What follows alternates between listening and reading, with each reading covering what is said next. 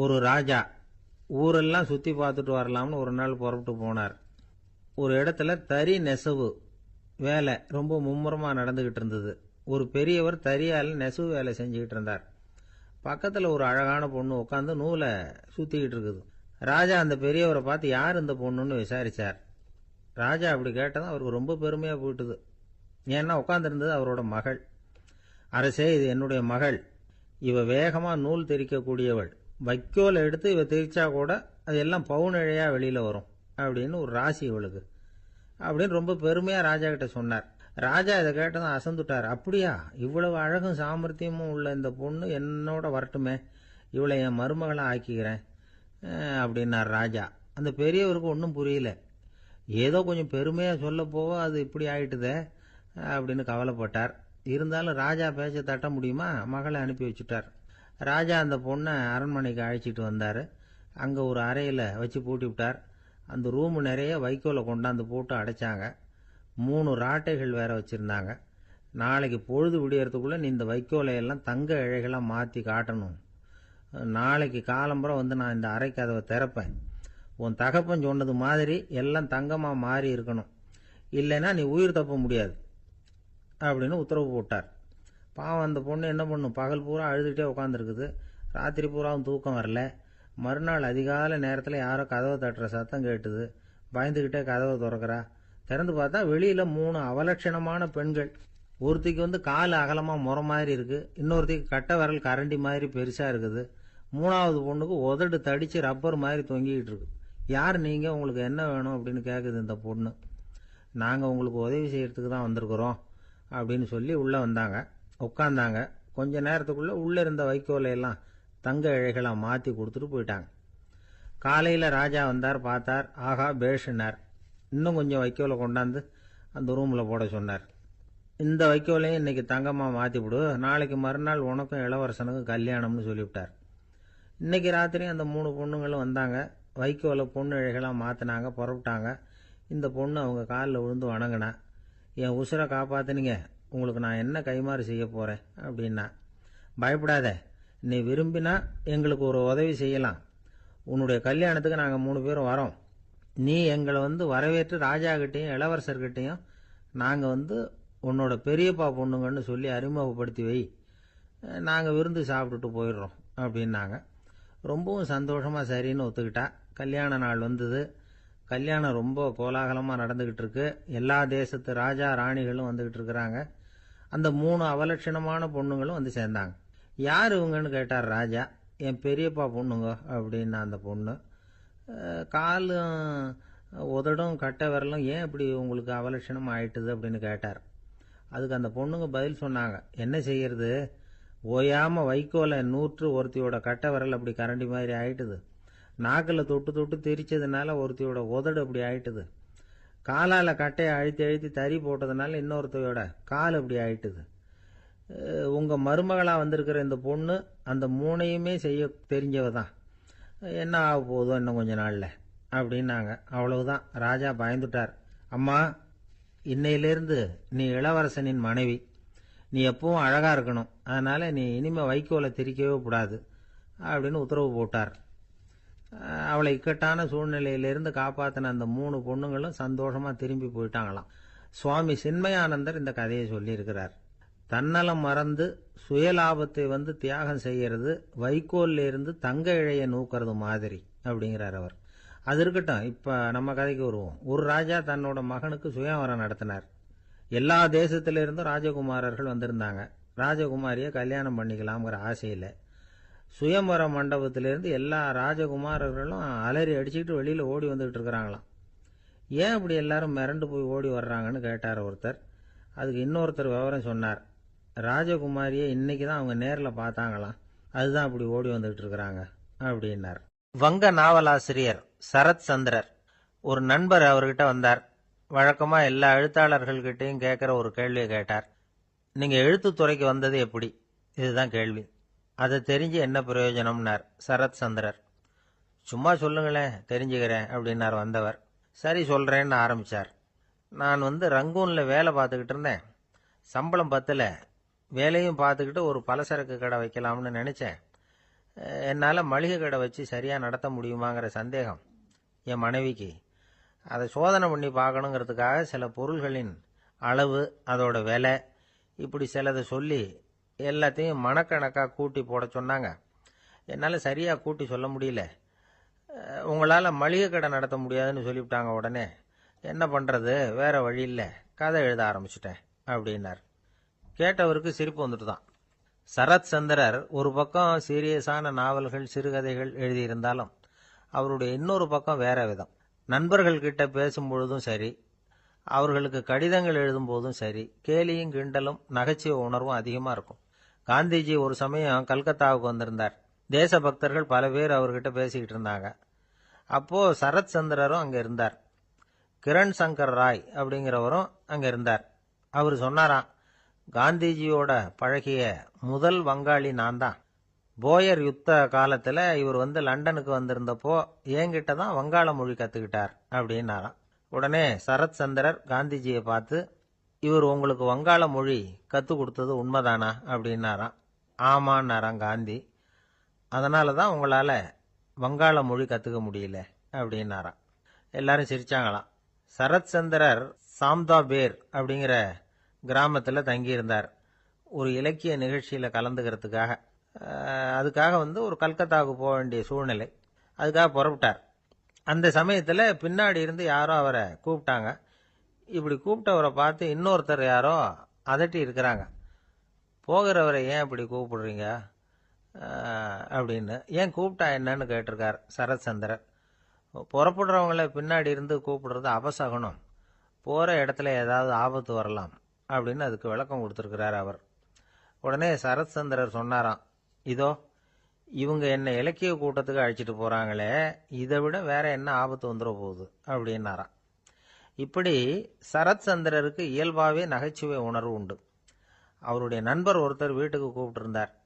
அங்கே ஒரு கச்சேரிக்கு ஏற்பாடு பண்ணியிருந்தாங்க. சரத் சந்திரருக்கு இயல்பாகவே கச்சேரியில் நீண்ட ஆலோசனையெல்லாம் கேட்கறதுக்கு பொறுமை இருக்காது. அதனால் மெதுவாக பாட போகிறவர் எப்படி அப்படின்னு கேட்டிருக்கார்.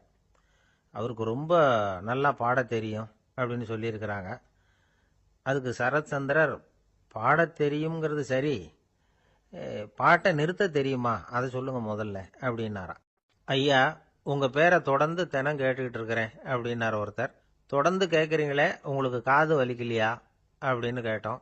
பேசுகிற உங்களுக்கே வாய் வலிக்கல அப்படிங்கிறப்போ கேட்குற எங்களுக்கு எப்படி காது வலிக்கும் அப்படின்னார். நம்ம உடம்புல ஒரு அதிசயம் என்ன தெரியுமா, ரொம்ப நேரம் நாம் நடக்கிறோம்னு வச்சுக்கோங்க, கால் வலிக்கும். ரொம்ப நேரம் வேலை செஞ்சால் கை வலிக்கும், உடம்பு வலிக்கும். ரொம்ப நேரம் பார்த்துக்கிட்டே இருந்தால் கண்ணு வலிக்கும். ரொம்ப நேரம் பேசிக்கிட்டே இருந்தால் வாய் கூட வலிக்கும். ஆனால் ரொம்ப நேரம் கேட்டுக்கிட்டே இருக்கிறதுனால காது வலிக்கிறது இல்லை. அதனால் கேட்கறதுக்கு முக்கியத்துவம் கொடுத்தாங்க நம்ம பெரியவங்க. திருவள்ளுவர் தேவையில்லாமல் வார்த்தைகளை உபயோகப்படுத்த மாட்டார். ஒரு திருக்குறள்னு எடுத்துக்கிட்டாவே அதில் மொத்தம் 7 வார்த்தைகள், அவ்வளவுதான். அப்படி 7 வார்த்தைகள் மட்டுமே உள்ள ஒரு திருக்குறளில் வள்ளுவர் ஒரே வார்த்தையை 5 தடவை உபயோகப்படுத்தியிருக்கிறார், திரும்ப திரும்ப பயன்படுத்தியிருக்கிறார். அப்படின்னா அதை எந்த அளவுக்கு வலியுறுத்தி சொல்றார் அப்படிங்கிறத நாம் புரிஞ்சுக்கணும். அது என்ன குறள்? செல்வத்துள் செல்வம் செவிச்செல்வம், அச்செல்வம் செல்வத்துள் எல்லாம் தலை. செவிச்செல்வம்ங்கிறது அவ்வளவு முக்கியமானது. கற்றலின் கேட்டல் நன்று. அதிகம் கேட்கணுங்கிறதுக்காகத்தான் எவ்வளவு கேட்டாலும் காது வலிக்கிறது இல்லை. குறைச்சலாக பேசணும், அதிகமாக கேட்கணும். இன்னொரு விஷயம் கவனிங்க, நம்ம உடம்புல கண்ணுக்கு மூடி இருக்குது, எதையாவது நாம் பார்க்க விரும்பலைன்னா உடனே கண்ணை மூடிக்கலாம். நம்ம வாய்க்கு மூடி இருக்குது, பேச விருப்பம் இல்லையா, வாயை மூடிக்கலாம். மூக்குக்கு கூட மூடிக்கிற வசதி இருக்குது, எதையாவது முகர விருப்பம் இல்லையா, மூச்சை அடக்கிக்கலாம். ஆனால் பாருங்கள், காதுக்கு மூடி கிடையாது, அதை கையால் தான் மூட முடியும். யார் என்ன சொன்னாலும் அது நல்லதோ கெட்டதோ காதில் விழுந்துக்கிட்டு தான் இருக்கும். அறிவு தான் நல்ல விஷயங்களை எடுத்துக்கிட்டு கெட்ட விஷயங்களை விட்டுடணும். நல்ல கருத்துக்கள் நம்ம காதில் நிறைய விழுந்துக்கிட்டே இருக்கணும். அதை கேட்டு நாம் நல்லபடியாக வாழணுங்கிறது தான் படைப்பின் விருப்பம். ஆன்மீகவாதிகள் கூட ஒன்று சொல்லுவாங்க, அதாவது ஆன்மீக பாதையில் நீங்கள் முன்னேறணும்னா முதல்ல சிரவணம் செய்யணும்பாங்க. அதாவது பெரியவங்க சொல்கிற நல்ல கருத்துக்களை கேட்கணும் அப்படின்னு அதுக்கு அர்த்தம். அதனால் யார் நல்ல கருத்துக்களை சொன்னாலும் அதை காது கொடுத்து கேளுங்க. இவ்வளவு கருத்துக்களையும் நம்ம நேயர் ஒருத்தர்கிட்ட சொல்லிகிட்டு இருந்தோம். அவரும் சரி சரின்னு தலையாடிக்கிட்டே இருந்தார். அப்புறம் சொன்னார், நீங்கள் சொல்கிறது சரிதான் சார், காதுக்கு மூடி இல்லைங்கிறது ரொம்ப சரி.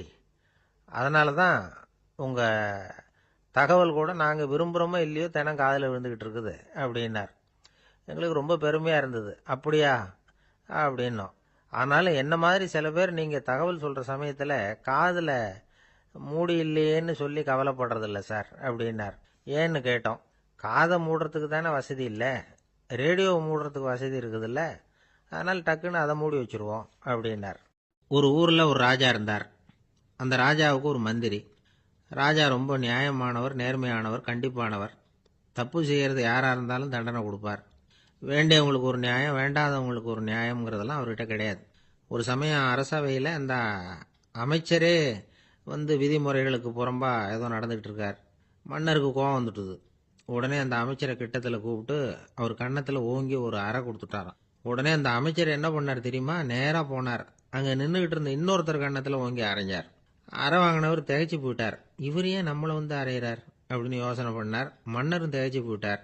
நாம இவர் அரைஞ்சா அதுக்காக இவர் போய் இன்னொருத்தர் அரையணுமா அப்படின்னு யோசனை பண்ணார். இவருக்கு என்ன பைத்தியமானு கூட நினைக்க ஆரம்பிச்சுட்டார். ஆனால் என்ன ஆச்சுன்னா, அப்புறம் அமைச்சர் அவர் கவனிச்சுக்கிட்டு இருந்தாரா, அவர் இன்னொருத்தர் அரைஞ்சார் இல்லையா, அந்த அறை வாங்கின ஆசாமியை பார்த்து கத்திக்கிட்டு இருந்தார். யார்? அமைச்சர். ஏன்பா என்கிட்ட அறையை வாங்கிக்கிட்டு இப்படி விவரம் இல்லாமல் நின்றுட்டு இருக்கிறிய, நான் உனக்கு கொடுத்ததை நீ வேற யாருக்கிட்டையாவது கொடுத்துரு அப்படின்னார். உடனே அந்த ஆள் பார்த்தான். தனக்கு அடுத்தபடியாக நின்றுக்கிட்டு இருந்தவனை ஓங்கி ஒரு அறை அரைஞ்சான். அவன் கண்ணத்தை தடவிட்டே யோசனை பண்ணான். இது ஏதோ புரிஞ்சுக்கிட்ட மாதிரி அடுத்தாப்புல நின்றுக்கிட்டு இருந்தவனை அரைஞ்சான். இப்படி இந்த அறை மாறி மாறி போய்கிட்டே இருக்குது. ஊரு பூரா பிரயாணம் பண்ண ஆரம்பிச்சுட்டுது.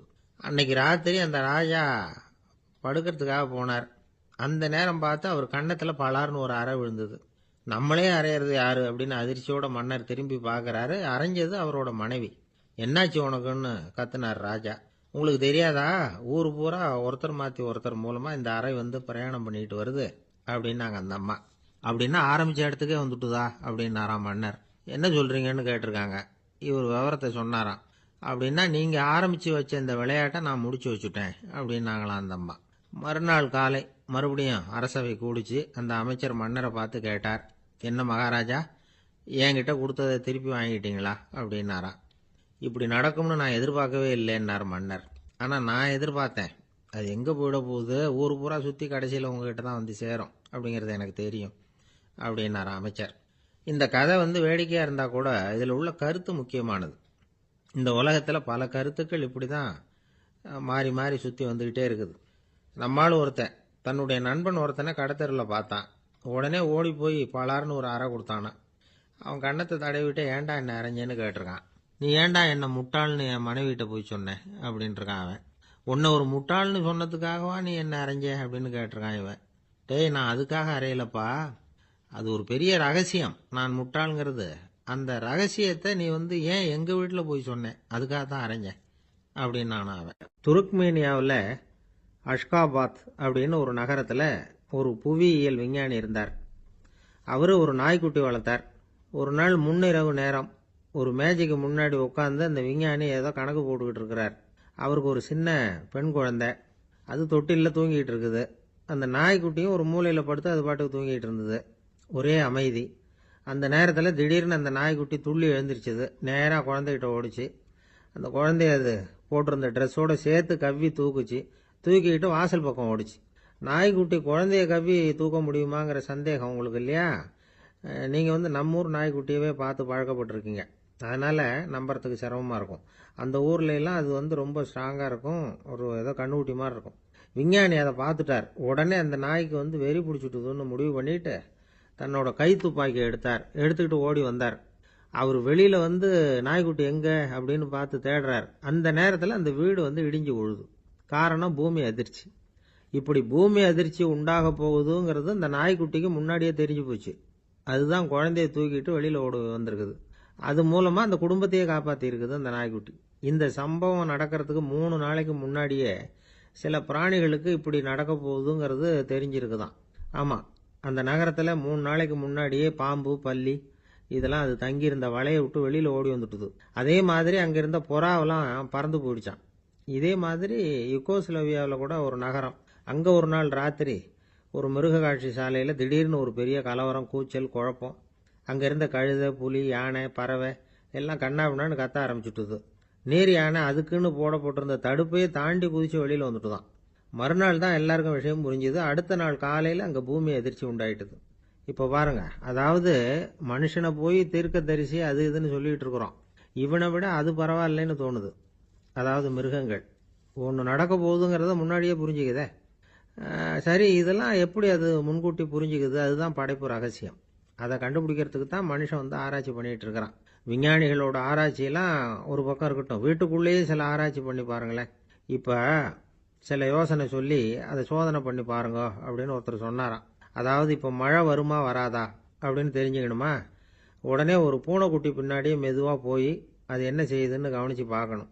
பூனைக்குட்டி தன்னோட பாதத்தினால சுகத்தில் அப்படி கீறிக்கிட்டு இருக்கும். அப்படி கீறினா கண்டிப்பாக மழை வரும். சில சமயம் பூனைக்குட்டி அப்படியே மல்லாந்து படுத்துக்கிட்டு பாதத்தை உயர தூக்கும், அப்படியும் எப்படியும் புரளும். இப்படி செஞ்சதுன்னா அன்னைக்கும் மழை இருக்காது. அதனால் முன்னாடி இருந்தது மழை வர்றதுக்கு அறிகுறி, இது மழை இல்லைங்கிறதுக்கு அறிகுறி. பறவைகள் பிராணிகள் இதுகளோட நடவடிக்கைகளை பார்த்துட்டு அதையெல்லாம் அடிப்படையாக வச்சு தான் காலநிலையை கண்டுபிடிக்கிற கருவிகளை கண்டுபிடிச்சிருக்கிறாங்க. வாத்து இருக்குல்ல, சில சமயம் தன்னோட அலகை தன்னோட இறகுகளில் அப்படியே புதைச்சிக்கும். அப்படி செஞ்சால் குளிர்காலம் வரப்போகுதுன்னு அர்த்தம். பருவநிலை குளிராக மாறப்போகுதுங்கிறதுக்கு இதுதான் அறிகுறி. சிட்டுக்குருவி இருக்குதுல்ல, அதெல்லாம் புழுதியில் உழுந்து புரளும், சிறகுகளை படபடன்னு அடிச்சுக்கும். அப்படி செஞ்சால் மழை வரப்போகுதுன்னு அர்த்தம். ஒன்று மட்டும் நாம் நல்லா தெரிஞ்சுக்கணும், இயற்கையின் சீற்றம்னு சொல்கிறோம் இல்லையா, இயற்கை ஏன் நம்ம மேலே கோவப்படுது? இயற்கையை நாம் அனுசரித்து போகிறதில்ல, அதனால் கோவப்படுது. காடுகளை அழிக்கப்படாது, விலங்குகளை கொல்லக்கூடாது, இயற்கை ஏற்படுத்தி வச்சிருக்கிற சமநிலையை கெடுக்கக்கூடாது. அதை புரிஞ்சுக்கிட்டு வாழ்ந்தோம்னா பூமியும் நடுங்காது, நாமளும் நடுங்க வேண்டிய அவசியம் இருக்காது. ஒருத்தர் இருந்தார், சாராய கடைக்கு போனாராம், நிறைய சாப்பிட்டார். அப்புறம் சொன்னார், இது ரொம்ப அற்புதமான சரக்கு போல இருக்கு, உள்ளே போன உடனே இந்த பூமியே நடுங்கிறது மாதிரி இருக்கு எனக்கு அப்படின்னாராம். இதுக்கு கடைக்காரர் சொல்லியிருக்கார், நீங்கள் சாப்பிட்டது வெறும் பச்சை தண்ணி தாங்க, இப்போ ஏற்பட்டிருக்கிறது நிஜம் பூமி அதிர்ச்சி அப்படின்னாராம். கங்கை கரை தோட்டம் பக்கத்தில் ஒரு ஆசிரமம், அங்கே ஒரு பெரியவர் தங்கியிருக்கிறார். அவர் தான் ராமகிருஷ்ண பரமஹம்சர். அந்த ஆசிரமம் இருந்த இடம் கரக்பூர். வங்காளத்தில் பொதுவாக எல்லாரும் மீன் சாப்பிட்றது உண்டு. கங்கையில் குளிச்சுட்டு கையில் ஒரு மீனோட வர்றது வழக்கம். இவர் இருக்கிற இடத்துக்கு கங்கையில் படகு வழியாக வரணும். அப்படி தான் எல்லாரும் வருவாங்க. வர்றவங்கள ஒன்று கூட்டி ஆன்மீக விஷயங்களை பற்றி பேசிக்கிட்டு இருப்பார். ஒவ்வொரு நாள் ஒவ்வொருத்தர் நகரத்துக்கு போகணும், வரும்பொழுது மீன் கொண்டுகிட்டு வரணும். அதுக்கு ஒரு அட்டவணையே உண்டு ஆசிரமத்தில். அது பிரகாரம் ஒரு நாள் சுவாமி யோகானந்தர் படகுல போனார். படகை செலுத்தினவங்க ராமகிருஷ்ணரையும் சுவாமி யோகானந்தரையும் மற்றவங்களையும் பித்தர்கள் அப்படின்னு சொல்லி ஏளனமாக பேசினாங்க. அவங்க என்ன பைத்தியம் பிடிச்சவங்க அப்படிங்கிறது மாதிரி. சுவாமி யோகானந்தருக்கு ரொம்ப மென்மையான இதயம். இவங்க இப்படி கண்ணாபின்னான்னு பேசுகிறத பார்த்தா மீனை வாங்கிட்டு திரும்புகிறப்போ என்ன நடக்குமோ அப்படிங்கிற பயம் வேற வந்துட்டுது அவருக்கு. அவ்வளவு மென்மையானவர். இதை தெரிஞ்சுக்கிட்ட ராமகிருஷ்ணர், யோகானந்தா இங்கே வா அப்படின்னு கூப்பிட்டார். இவர் கண்ணீரை தொடச்சிக்கிட்டே கிட்ட போனார். சொன்னார், ஐயா, படகு ஓட்டுறவங்க உங்களை பற்றி மோசமாக பேசுகிறாங்க. என்ன திட்டினா பரவாயில்ல, ஆனால் உங்களை அவங்க திட்டுறாங்க, அதை என்னால் தாங்கிக்க முடியல அப்படின்னார். இதை கேட்டதும் ராமகிருஷ்ணருக்கு கோபம் வந்துட்டு தான். என்னது, உன்னுடைய குருவை பற்றி அவங்க மோசமாக பேசும்பொழுது நீ சும்மா இருந்தியா, வெளியில் போ அப்படின்னு விட்டார். குரு நிந்தனை செய்கிறப்போ அதை கேட்டுக்கிட்டு சும்மா இருக்கலாமா? குரு நிந்தனையை கேட்டால் பாவம் இல்லையா? என்னை தூற்றும் போது அவங்க பாவம் செய்கிறாங்க, அதை கேட்டுக்கிட்டு நீ சும்மா இருந்தால் நீயும் பாவம் செய்கிற அப்படின்னாராம். அடுத்த நாள் சுவாமி நிரஞ்சனானந்தர் போக வேண்டிய நாள். இவர் படகுல போகும்பொழுதும் அதே மாதிரி நடந்துதான். அவங்க மோசமாக பேச ஆரம்பித்தாங்க, திட்ட ஆரம்பித்தாங்க. அப்படி கேலி பண்ண ஒருத்தனை இவர் என்ன பண்ணார், பலார்னு கன்னத்தில் அரைஞ்சிட்டார். இன்னொருத்தனை கங்கையில் தூக்கி எறியறதுக்கும் தயாராகிட்டார். அதுக்கப்புறம் அவங்க யாரும் வாயை திறக்கலை. மீன் வாங்கிட்டு வர்றப்பவும் படகுல ஒரே அமைதி, அவ்வளவு பயம் அவங்களுக்கு. ராமகிருஷ்ணர் கூப்பிட்டு விசாரித்தார் என்ன நடந்ததுன்னு. இவர் சொன்னார், அவர் யோகானந்தா போகும்பொழுது என்ன நடந்ததோ அப்படியே தான் இப்பவும் நடந்தது. குரு நிந்தனை செய்கிறத கேட்டுக்கிட்டு நான் சும்மா இருப்பேனா, ஒருத்தனை அப்படியே அரைஞ்சுட்டேன், இன்னொருத்தனை ஆற்றுல தூக்கி போட்டுருவேன்னு பயமுறுத்தினேன், அவ்வளவுதான் அப்படின்னாராம். இப்போவும் ராமகிருஷ்ணருக்கு கோபம் வந்துட்டு தான். என்ன இது, அணியறது காஷாயம், இருக்கிறது ஆசிரமம், உனக்கு இவ்வளவு கோபம் வந்ததுன்னா அப்புறம் என்னத்துக்கு ஆசிரமத்தில் இருக்கணும், பிரம்மச்சாரி எப்பவும் அமைதியாக இருக்கணும் அப்படின்னு அறிவுரை சொன்னாராம் ராமகிருஷ்ணர். அப்போ இவர் கேட்டாராம், ஏங்க அவருக்கு ஒரு விதமான அறிவுரை சொன்னீங்க, எனக்கு வேற விதமா அறிவுரை சொல்றீங்க, இதுல எது உண்மை அப்படின்னு கேட்டிருக்கார். இதுக்கு ராமகிருஷ்ணர் சொன்ன பதில் என்னன்னா, அட அசடே, சக்கரத்துல காத்து அதிகமா இருந்தா குறைக்கணும், குறைச்சலா இருந்தா கூட்டணும். அவன் சாது, அவனுக்கு அதிக உணர்ச்சி தேவை, உனக்கு படபடப்பு அதிகம், உனக்கு பொறுமை தேவை அப்படின்னாராம். இதுல உள்ள கருத்து என்னன்னா, கல்விங்கிறது எப்படின்னா அதை சூழ்நிலைக்கு தகுந்த மாதிரி கற்பிக்கணும். எல்லாருக்கும் ஒரே மாதிரி கற்பிக்க கூடாது. கேட்கிறவர் தகுதி, புரிஞ்சுக்கிற திறமை, இதை பொறுத்து கல்வி அமையணும். ஆரம்ப காலத்தில் ஒரு குரு, அப்போ ஒரு சீடன் இருந்தான். அது வேடிக்கையான குரு, வேடிக்கையான சீடன். ஒரு ஆசிரமம். ஒரு நாள் ஒருத்தன் அவசரமா அந்த குருவை தேடி வந்திருக்கிறான். என்ன விஷயம்னு விசாரிச்சார் குரு. உங்க சீடர் என்னை அடிச்சுட்டார் அப்படின்னு புகார் பண்ணானா அந்த ஆள். குரு சீடனை கூப்பிட்டார். அடிச்சியா இந்த ஆளை அப்படின்னு கேட்டாராம். ஆமான் இருக்கான் சீடன். ஏன் அடிச்சே அப்படின்னு கேட்டாராம். இந்த ஆள் உங்களை பத்தி மட்டமா பேசிவிட்டான், என்னால் அதை தாங்கிக்க முடியல, அதனால தான் அடிச்சுட்டேன் இருக்கான். அப்படி என்ன பேசினா அப்படின்னு கேட்டாராம். உன்னுடைய குருநாதர் இப்பெல்லாம் அர்த்தமில்லாம பேச ஆரம்பிச்சுட்டார் அப்படின்னு சொல்லிவிட்டான், அதனால தான் அடிச்சுட்டேன் அப்படின்னானா. அதுக்காக அடிச்சே அப்படின்னாராம். நான் அதுக்காக அடிக்கல குருவே, இப்பெல்லாம் நீங்க அர்த்தமில்லாம பேசுறதாக அவன் சொல்றான், அப்படின்னா இதுவரைக்கும் நீங்க அர்த்தத்தோட பேசினதாகத்தானே அர்த்தம், அது தப்பு தானே, அதனால தான் அடிச்சேன் அப்படின்னானா. ஒரு இலக்கிய கூட்டம் ஏற்பாடு பண்ணியிருக்கிறோம், நீங்க அவசியம் அதில் பேசணும் அப்படின்னு கேட்டுக்கிட்டார் ஒருத்தர். வேணாங்க, 4 பேருக்கு முன்னாடி நிற்கிறதுனா எனக்கு ரொம்ப கூச்சமா இருக்கும் அப்படின்னாரு இவர். ஏன் சார் இன்னமும் குழந்தை மாதிரி கூச்சப்படுறீங்களே அப்படின்னார் அவர். அவரை ஒரு மாதிரியாக சமாளித்து அனுப்பி வச்சுட்டு அதுக்கப்புறம் அதை பற்றி இவர் யோசிச்சு பார்த்துருக்கார். சில நிபுணர்கள் எழுதியிருக்கிறத படிச்சும் பார்த்துருக்கிறார். மனோதத்துவ நிபுணர்கள் என்ன சொல்கிறாங்க தெரியுமா? 10லேருந்து 20% குழந்தைகள் பிறக்கிறப்பவே கூச்ச சுபாவம் கொண்டதாக தான் இருக்குதான். ஒரு தாத்தா தன்னோட பேர பிள்ளைய ஆசையாக கூப்பிடுறார் விளையாட்டு காட்ட, அதை அழுதுகிட்டு ஓடி போகுது. ஒரு அம்மா தன்னோட பிள்ளைய பள்ளிக்கூடத்தில் சேர்க்கறதுக்காக கூப்பிட்டுக்கிட்டு போகிறாங்க. அந்த புள்ள அம்மாவோட முந்தானையில் ஒளிஞ்சிக்கிட்டு வெளில வரமாட்டேங்குது. இவங்களெல்லாம் எப்படி சமாளிக்கிறது? குழந்தைகளோட கூச்ச சுபாவத்தை போக்குறது எப்படி? இதுக்கு நிபுணர்கள் சில யோசனைகளை சொல்லியிருக்கிறாங்க. மற்றவங்களுக்கு முன்னாடி என் பையனுக்கு கூச்சம் ரொம்ப அதிகம் சார், மற்றவங்க பார்த்தா ரொம்ப வெக்கப்படுறான், இப்படி சொல்கிற அப்பாக்கள் உண்டு. என் பையன் புது மனுஷால பார்த்தா அட்டையாக ஒட்டிக்குவான் சார் அப்படின்னு சொல்கிற அப்பாக்களும் உண்டு. இப்படிலாம் குழந்தைகளுக்கு முத்திரை குத்துறது ரொம்ப தப்பான். புதுசாக யாராவது வீட்டுக்கு வந்தால் குழந்தை தானாக தன்னோட கூச்சத்தையும் பயத்தையும் போக்கிக்கிட்டு சகஜமாக மாறி வர்றதுக்கு வாய்ப்பு கொடுக்கணுமா. ஒரு கூட்டத்துக்கோ அல்லது சொந்தக்காரங்க கல்யாணத்துக்கோ குழந்தைய அழைச்சிட்டு போகிறீங்க, அங்கே போய் கட்டாயப்படுத்தி குழந்தைய மற்றவங்க கிட்ட பேச சொல்லக்கூடாது. சில சமயம் குழந்தை தானாக தன்னுடைய கூச்ச சுபாவத்தை விட்டு பேசுறதுக்கு முன் வந்தால் அதை பாராட்டணும். குழந்தை கலகலப்பு இல்லாமல் மௌனமாக இருந்ததுன்னா அதையும் கண்டுக்கக்கூடாது. குழந்தை பேச ஆரம்பித்தா அதை ஆர்வத்தோடு கவனிக்க தெரியணும். கலந்து உரையாடுற பழக்கத்தை வீட்லேயே ஆரம்பிக்கலாம். கேட்டதுக்கு பதில் சொல் அப்படின்னு நீங்கள் அதிகாரம் பண்ணிகிட்டு இருக்கக்கூடாது. அது குழந்தைக்கு பேசுகிற சந்தர்ப்பத்தை குறைச்சிருமா. இப்போ நாம் அதிகாரம் பண்ணால் கேலி செய்கிற பழக்கம் குழந்தைகளை ரொம்ப பாதிச்சிருமா. பெரியவங்களானதுக்கு அப்புறமும் சில பேர் கூச்சத்தோடவும் பயத்தோடவும் இருக்கிறதுக்கு இதுதான் காரணம். சின்ன வயசில் அவங்கெல்லாம் ஏதாவது கேலிக்கு ஆளாகி இருப்பாங்க. 2வது குழந்தை மூத்த குழந்தைய கேலிக்கு ஆளாகிற சந்தர்ப்பங்களை கண்டு கேலி பண்ணினா அது இளம் நெஞ்சங்களை விட்டு நீங்கிறதே இல்லையா. எப்பவும் குழந்தையோட நடை உடை பாவனைகளை பற்றி சொல்லிக்கிட்டே இருக்கக்கூடாதான். அதுவே கூச்ச சுபாவத்தை கொண்டுட்டு வந்துருமா.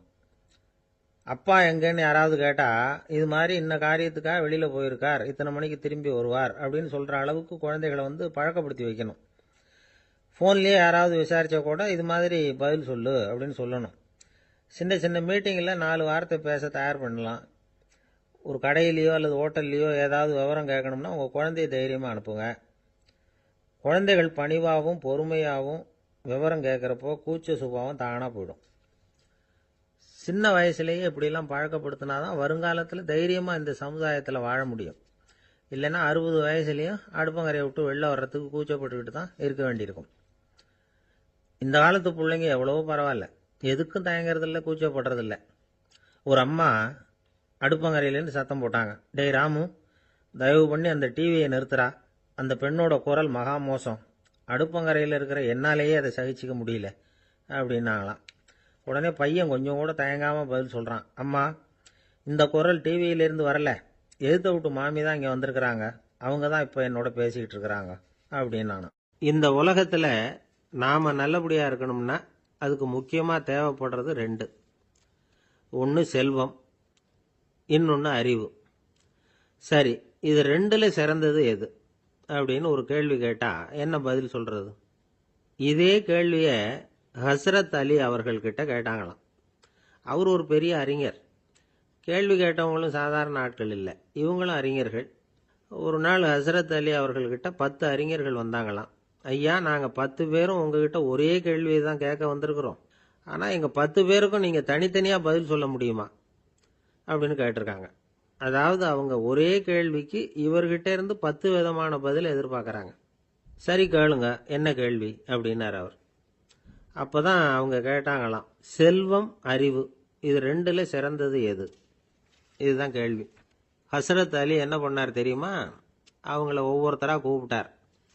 ஒவ்வொரு விதமான பதிலை சொல்லி அனுப்புனார்.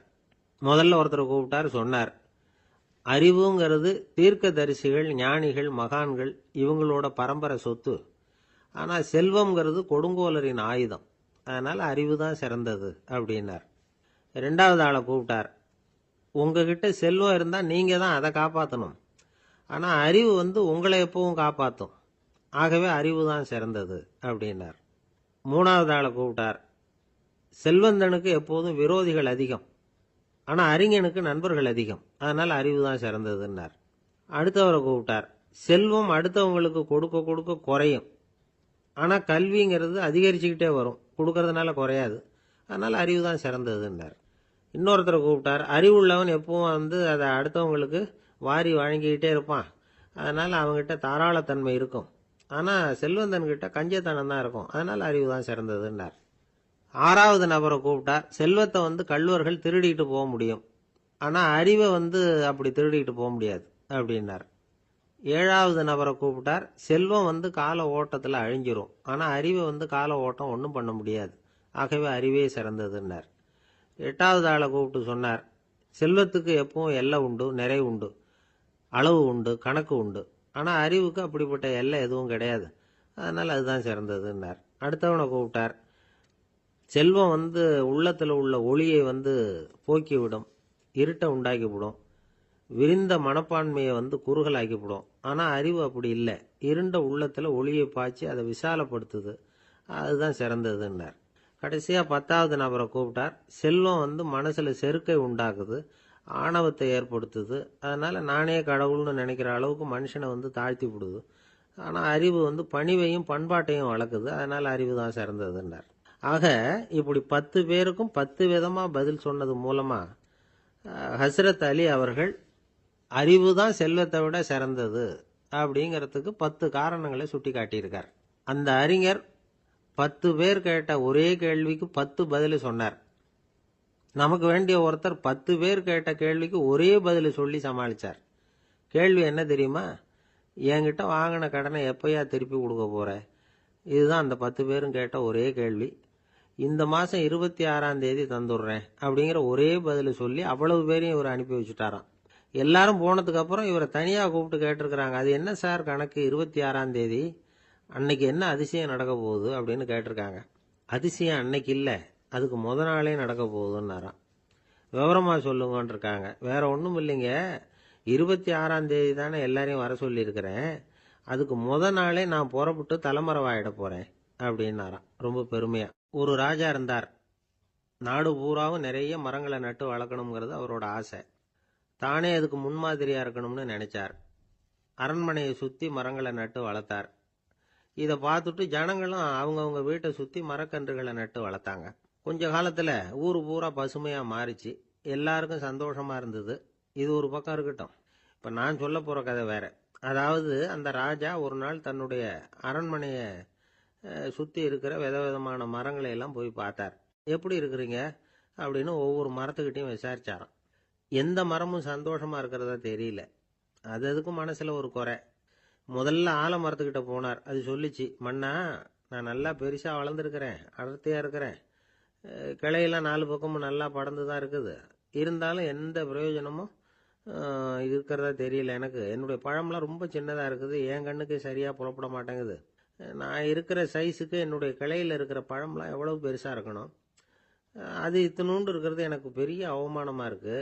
இப்படி இங்கே நின்றுக்கிட்டு இருக்கிறதே ரொம்ப கூச்சமாக இருக்குது. ஒரு நல்ல புயல் வந்ததுன்னா பேசாமல் சாஞ்சு விடலாமான்னு பார்க்குறேன் அப்படின்னு புலம்புது ஆலமரம். சரி இருக்கட்டும்னு நினச்சிக்கிட்டு ராஜா அடுத்தபடியாக ஒரு அத்தி மரத்துக்கிட்ட போனார். அதுவும் புலம்ப ஆரம்பிச்சுட்டுது.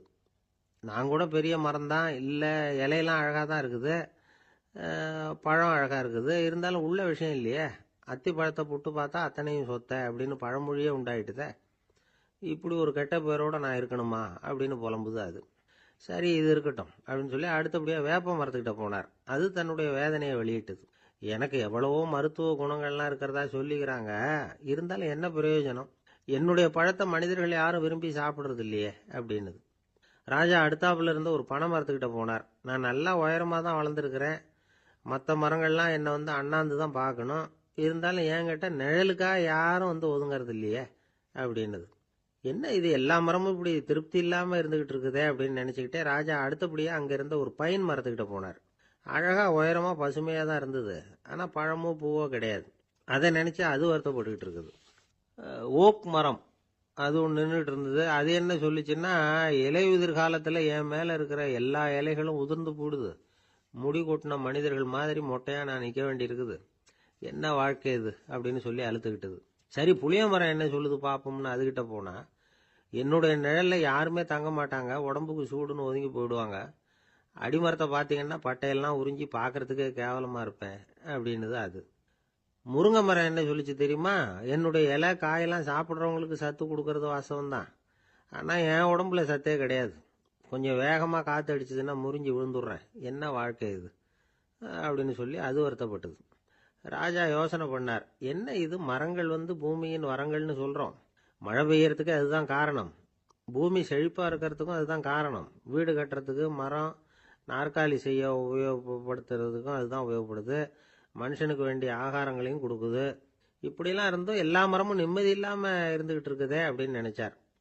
அப்போது அங்கே இருந்த ஒரு மகிழ மரம் அவர் கண்ணில் பட்டுது. அந்த மரம் மட்டும் கொஞ்சம் நிம்மதியாக மகிழ்ச்சியாக இருக்கிறது மாதிரி தெரிஞ்சுது. உடனே ராஜா அதுக்கிட்ட போனார். உனக்கு மனசில் எதுவும் குறை இல்லையான்னு கேட்டார். இல்லை நான் சந்தோஷமாக தான் இருக்கேன்னு அந்த மகிழ மரம். அப்படியான்னு ஆச்சரியமாக கேட்டார் ராஜா. ஆமாம் மன்னா, இந்த இடத்துல நீங்கள் ஒரு முருங்கை மரத்தையோ வேப்ப மரத்தையோ கூட நட்டிருக்கலாம், ஆனால் இந்த இடத்துல நடுறதுக்கு என்ன தேர்ந்தெடுத்துருக்குறீங்க, அதுவே எனக்கு பெருமை, அதுவே எனக்கு திருப்தி அப்படின்னு தான் மகிழ மரம். மகிழ மரம் சாதாரணமாக தான் இருக்கும், இளம் மஞ்சள் நிறத்தில் பூக்கள், அது காய்ந்தும் மனம் வீசும்.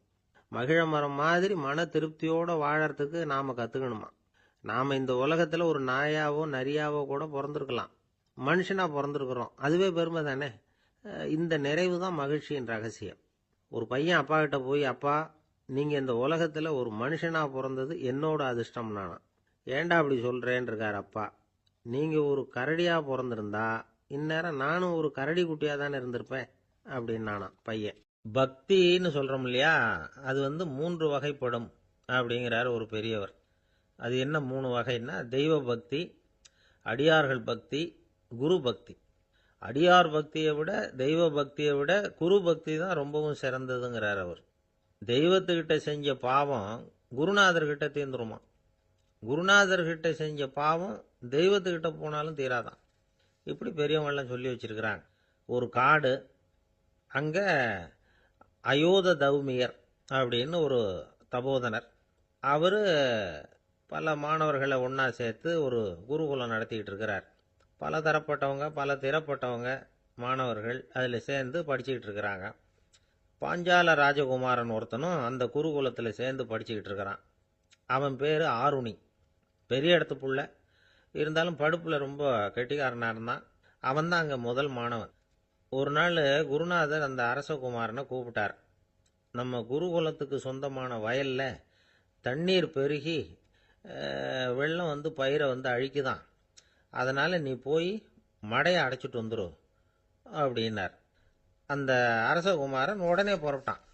குருநாதர் சொல்லிட்டார்ல, உடனே புறப்பட்டான். நான் பெரிய இடத்து பிள்ளையாச்சே, ராஜகுமாரனாச்சே, ரொம்ப செல்வாக்கோட வளர்ந்தவனாச்சே, நான் போய் வயலில் இறங்கி வேலை செய்கிறதா அப்படின்னுலாம் அவன் நினைக்கல. குருநாதர் கட்டளையை நிறைவேற்ற வேண்டியது நம்ம கடமை அப்படின்னு நினச்சான். உடனே ஒரு மண்வெட்டியை தூக்கி தோளில் வச்சுக்கிட்டு புறப்பட்டு போயிட்டான். வயலுக்கு போனான். பார்த்தான், தண்ணி கரையை உடச்சிக்கிட்டு வயலுக்குள்ளே ஏகமாக பாஞ்சிக்கிட்டு இருக்குது. இவன் மண்வெட்டியால் களிமண்ணை புல்லோடு சேர்த்து புல் பத்த மாதிரி வெட்டி வெட்டி போட்டான். இருந்தாலும் மடையை அடைக்க முடியல. தண்ணி அதை மீறி வந்துக்கிட்டே இருக்குது. தண்ணி வேகமாக வயலுக்குள்ளே போய்கிட்டே இருக்குது.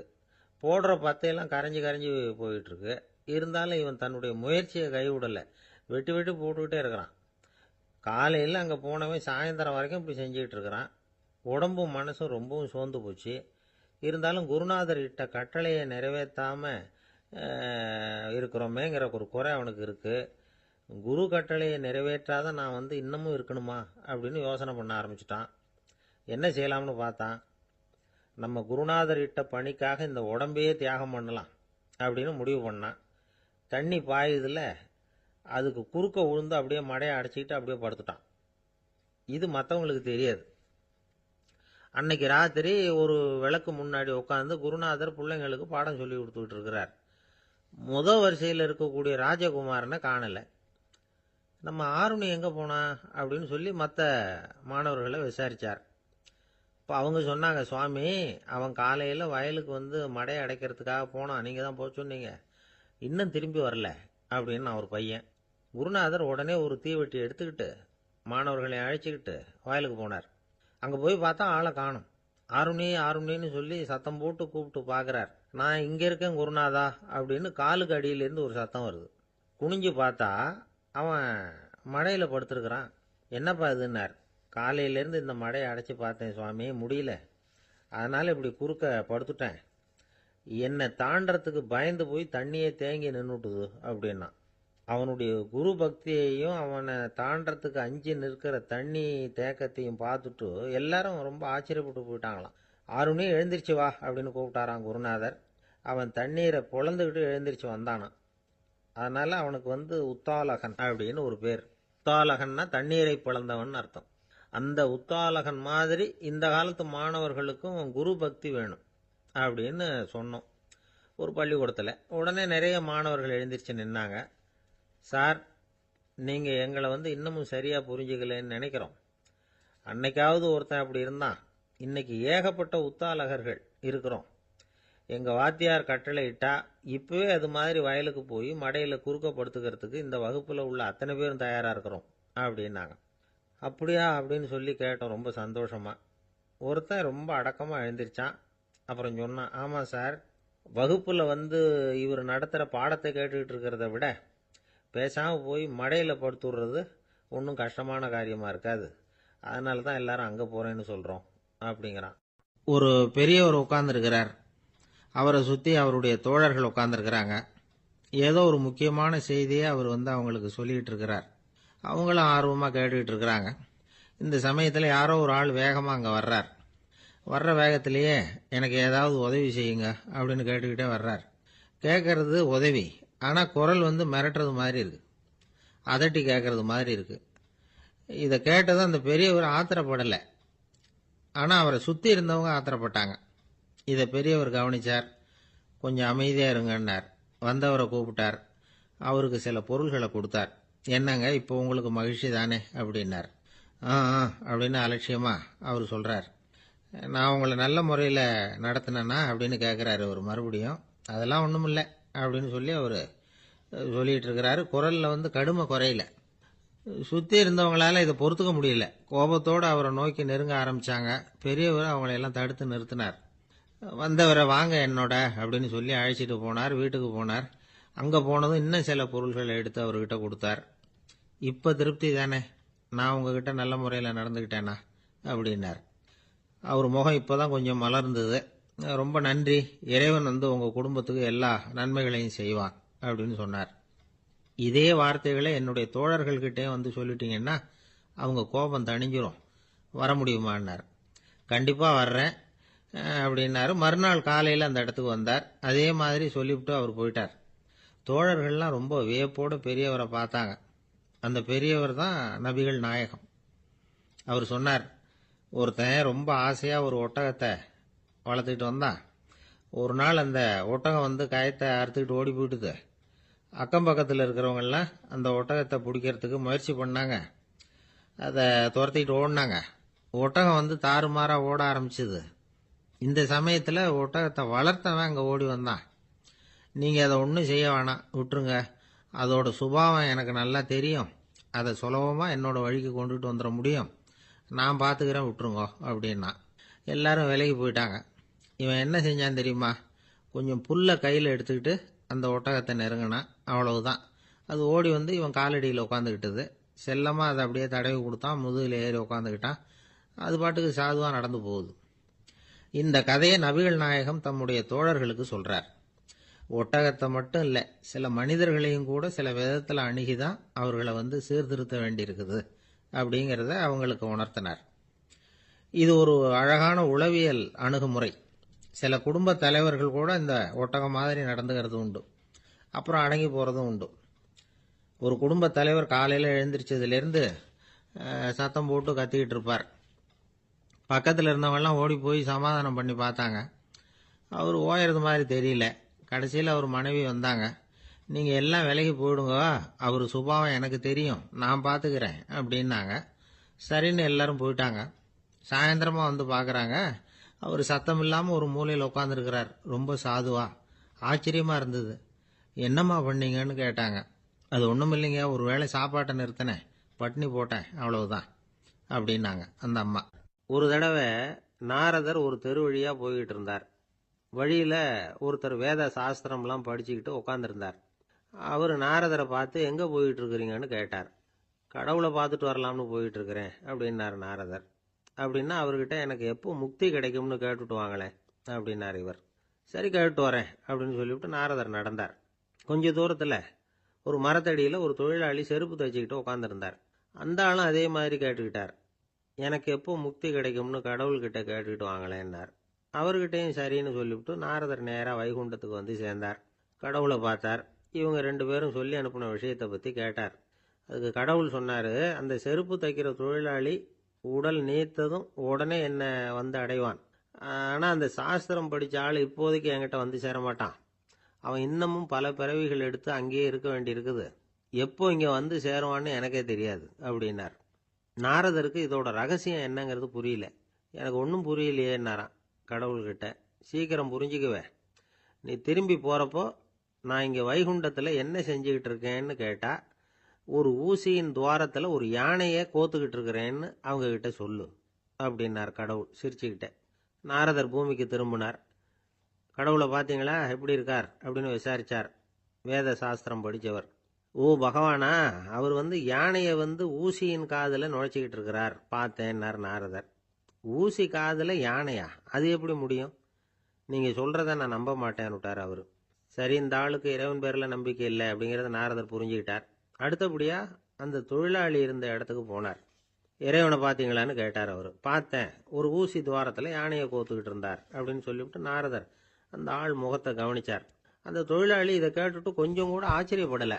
அவரால் முடியாத காரியம் கூட உண்டானார். என்ன இப்படி சொல்கிற? ஊசியின் துவாரத்தில் யானையை கோக்க முடியும்னு நீ நம்புறியா அப்படின்னு கேட்டார் நாரதர். நிச்சயமாக நம்புறேன்னார் அவர். அது எப்படி அப்படின்னு கேட்டார் இவர். இதை பாருங்க, நான் இந்த ஆலமரத்தடியில் தான் தினமும் உட்காந்துருக்கிறேன். தினமும் இந்த மரத்திலிருந்து எவ்வளவோ பழம் கீழே விழுது. இந்த பழத்தில் இருக்கிற ஒவ்வொரு விதையிலேயும் உள்ள ஒரு ஆலமரம் இருக்குது. ஒரு சின்ன விதைக்குள்ள ஒரு பெரிய ஆலமரம் இருக்க முடியுங்கிறப்ப ஊசி துவாரத்தில் கடவுள் வந்து யானையை நுழைய வச்சாருங்கிறத ஒத்துக்கிறதுல என்ன கஷ்டம் இருக்கு அப்படின்னு ரொம்ப சர்வசாதாரணமாக பதில் சொன்னாராம் அந்த தொழிலாளி. நாரதர் யோசனை பண்ணார். இந்த தொழிலாளி வேத சாஸ்திரங்களை எல்லாம் படிக்கலைன்னா கூட அறிவுபூர்வமாக சிந்திச்சு இறைவனை நம்புகிறான். அதனால தான் கடவுள் இந்த ஆளுக்கு சீக்கிரம் முக்தி கிடைக்கும்னு சொன்னார் அப்படிங்கிறத புரிஞ்சுக்கிட்டாராம். இந்த கதையில் வர்ற கடவுள், நாரதர், வைகுண்டம் இதெல்லாம் ஒரு பக்கம் இருக்கட்டும். ஒரு சின்ன விதைக்குள்ள ஒரு பெரிய ஆலமரம் தூங்கிக்கிட்டு இருக்கு அப்படிங்கிற உண்மை, அந்தரத்தில் 1000 கிரகங்கள் சுற்றிக்கிட்டு இருக்குங்கிற உண்மை, இதெல்லாம் வந்து நாம் பார்த்துக்கிட்டு தானே இருக்கிறோம். இந்த உண்மைகள் வந்து அதிசயமாக நமக்கு தெரியறதுனால அதை வந்து நம்பாமல் இருந்துட முடியாது. இயற்கையை பரிபூர்ணமாக நம்புங்கள், அந்த நம்பிக்கையே நம்ம வாழ்க்கைக்கு ஆதாரம் அப்படிங்கிறத விளக்கறதுக்காக தான் இந்த கதை. இந்த காலத்தில் நம்ம பிள்ளைங்களுக்கெல்லாம் இது மாதிரி நம்பிக்கை அதிகமாகவே இருக்குது. ஒரு நாள் ஒரு சின்ன பையன்கிட்ட கேட்டேன், ஏன்பா கடவுள் ஒரு பானைக்குள்ள ஒரு யானையை நுழைய வச்சுட்டாருன்னு சொன்னா அதை நீ நம்புவியா அப்படின்னு கேட்டோம். நம்புவேன் சார், அது ஒன்றும் பெரிய அதிசயம் இல்லைன்னா. எப்படிறான்னு கேட்டோம். எப்படின்னா அந்த பானை அந்த யானையை விட பெருசா இருந்திருக்கும், அவ்வளவுதான் அப்படின்னு சொல்றான். லோகமானிய பாலகங்காதர திலகர் இருந்தார்ல, அவருக்கு 15 வயசுலயே கல்யாணம் நடந்துதான். மனைவி பேரு தபிபாய். ரொம்ப பெரிய குடும்பத்து பொண்ணு, நல்ல குணம். அவங்க குடும்பம் நடத்திக்கிட்டு இருக்கிறாங்க. அந்த காலத்துல திருடர்கள் பயம் அதிகம். இந்த காலத்துல மட்டும் என்னன்னு கேக்குறீங்களா? நீங்க கேக்குறது நியாயம்தான். இருந்தாலும் இந்த காலத்து திருடனுக்கும் அந்த காலத்து திருடனுக்கும் ஒரு முக்கியமான வித்தியாசம் உண்டு. அதாவது அந்த காலத்து திருடன்லாம் நியாயம் அநியாயம் பாக்குறது உண்டு, இந்த காலத்துல அப்படி பாக்குறது இல்லை. அந்த காலத்துல திருட வர்றவங்கள்ட்ட கூட ஒரு தார்மீக உணர்வு உண்டாம். அதாவது அப்போ உள்ள கொள்ளைக்காரங்க எதை களவாடினாலும் சரி, அரிசியை மட்டும் களவாடுறது இல்லையா, அப்படி ஒரு கொள்கை. அதனால பாருங்க, அந்த காலத்து பெண்கள் நகை நட்டுகளை பத்திரமா வைக்கணும்னா பெட்டியில வைக்கிறது இல்ல, அரிசி பானையில போட்டு வச்சு விடுறது. இப்பெல்லாம் பேங்க்ல சேஃப்டி லாக்கர்னு இருக்குல்ல, அது மாதிரி அந்த காலத்துல சேஃப்டி லாக்கருங்கிறது அரிசி பானை. வளையல், மூக்குத்தி, தோடு இப்படி எதுவா இருந்தாலும் அதுல போட்டு பத்திரமா வச்சிருவாங்க. திருடன் அரிசி பானை பக்கம் போறதில்ல. ஏன்னா சாப்பிடுற விஷயத்துல கை வைக்கக்கூடாது, அது பாவம் அப்படின்னு அவன் நினைக்கிறான். திலகரோட மனைவி தபிபாயும் அதே மாதிரி தன்னுடைய ஆபரணங்களை ஒரு அரிசி பானைக்குள்ள போட்டு மூடி வச்சிருந்தாங்களாம். இப்படி இருந்தப்போ ஒரு நாள் ஒரு பிச்சைக்கார பொண்ணு வீடு வீடா பிச்சை கேட்டுக்கிட்டே வந்திருக்குது. திலகர் வீட்டுக்கும் தர்மம் போடுங்க தாயே அப்படின்னு தான் அந்த பொண்ணு. அந்த அம்மா தபிபாய் காதல இது விழுந்திருக்கு. உடனே கை நிறைய அரிசி அள்ளிட்டு போட்டிருக்கு. பாத்திரத்துல அரிசியை போட்டதுக்கு அப்புறம் தான் தெரியுது, பளிச்சுன்னு கண்ணுல படுது. அதாவது அந்த அம்மாவோட வைர மூக்குத்தி ஒண்ணு அரிசியோட சேர்ந்து அந்த பிச்சைக்கார பொண்ணு பாத்திரத்துல போய் விழுந்துட்டுது. இந்த அம்மாவுக்கு மனசுக்குள்ள குழப்பம், என்ன இப்படி ஆயிட்டுதே, மூக்குத்தி போயிட்டுதே, பிச்சை பாத்திரத்துல இருந்து அதை எப்படி எடுக்கிறது அப்படின்னு தயக்கம். வாயை திறந்து அதை கேட்கறதுக்கும் கூச்சம். திண்ணையில உட்கார்ந்து இருந்த திலகர் இவ்வளவையும் பார்த்துக்கிட்டு இருக்கிறார். மனைவியின் மனசுக்குள்ள நடக்கிற மௌன போராட்டத்தை அவர் நல்லா புரிஞ்சுக்கிட்டாராம். மனைவியை பார்த்து சொன்னாராம், தபிபாய், இது தெய்வ சம்மதம். அவளுக்கு சேர வேண்டிய மூக்குத்தி அவகிட்ட போயிட்டுது. பிச்சை பாத்திரத்துல விழுந்த மூக்குத்தியை எடுக்க வேணாம் அப்படின்னாராம். சரின்னு சொல்லிவிட்டு மேற்கொண்டு எதுவும் சொல்லாம அந்த அம்மா வீட்டுக்குள்ள போயிட்டாங்களாம். இந்த காலத்துல எல்லாம் அது மாதிரி நடக்குமா? வெறும் அரிசியை போட்டுட்டு விவகாரம் பண்ணிட்டு இருக்க மாட்டோமா? ஒரு பெரிய மனுஷன் வீட்டுக்கு ஒரு பிச்சைக்காரன் வந்தான். ஐயா, நாங்க பிச்சைக்காரங்கள்லாம் சேர்ந்து ஒரு சங்கம் வச்சிருக்கிறோம், அதுக்கு நிதி சேர்க்கிறோம், அதுக்கு ஒரு 100 ரூபா கொடுத்தீங்கன்னா எங்களுக்கு பெரிய உதவியா இருக்கும் அப்படின்னானா. அதெல்லாம் ஒன்றும் கொடுக்க முடியாது போ அப்படின்னாராம் அவரு. அப்படின்னா ஒரு 50 ரூபாயாவது கொடுங்களேன் அப்படின்னு இருக்கான். அதுவும் முடியாதுன்னு சொல்லிவிட்டார். 25 ரூபா அப்படின்னு இருக்கான். எதுவும் முடியாது அப்படின்னாராம். சரிங்க, இவ்வளவு பெரிய வீட்டுக்கு வெறுங்கையோட திரும்புறது நல்லா இருக்காது, அதனால சும்மா ஒரு 1 ரூபா மட்டுமாவது கொடுங்க அப்படின்னு இருக்கான் அவன். ஒரு பைசா கூட என்கிட்ட கிடையாது அப்படின்னு விட்டாரான் இவர். அப்படின்னா நீங்க ஒரு காரியம் பண்ணுங்களேன் அப்படின்னானா அவன். என்ன செய்யணும் அப்படின்னு இருக்கார். எங்க சங்கத்துல நீங்களும் ஒரு மெம்பரா சேர்ந்துருங்க அப்படின்னா. ஒரு ஊர்ல ஒரு இளைஞன் இருந்தான். ஒரு நாள் அவன் ஒரு குருவை தேடிட்டு புறப்பட்டான். ஊரை விட்டு வெளியில போனான். போகிற வழியில ஒரு காடு. அந்த காட்டுல ஒரு மரத்தடியில ஒரு பெரியவர் உட்கார்ந்துருக்கிறார். அமைதியா மௌனமா அவர் அமர்ந்திருக்கிறார்.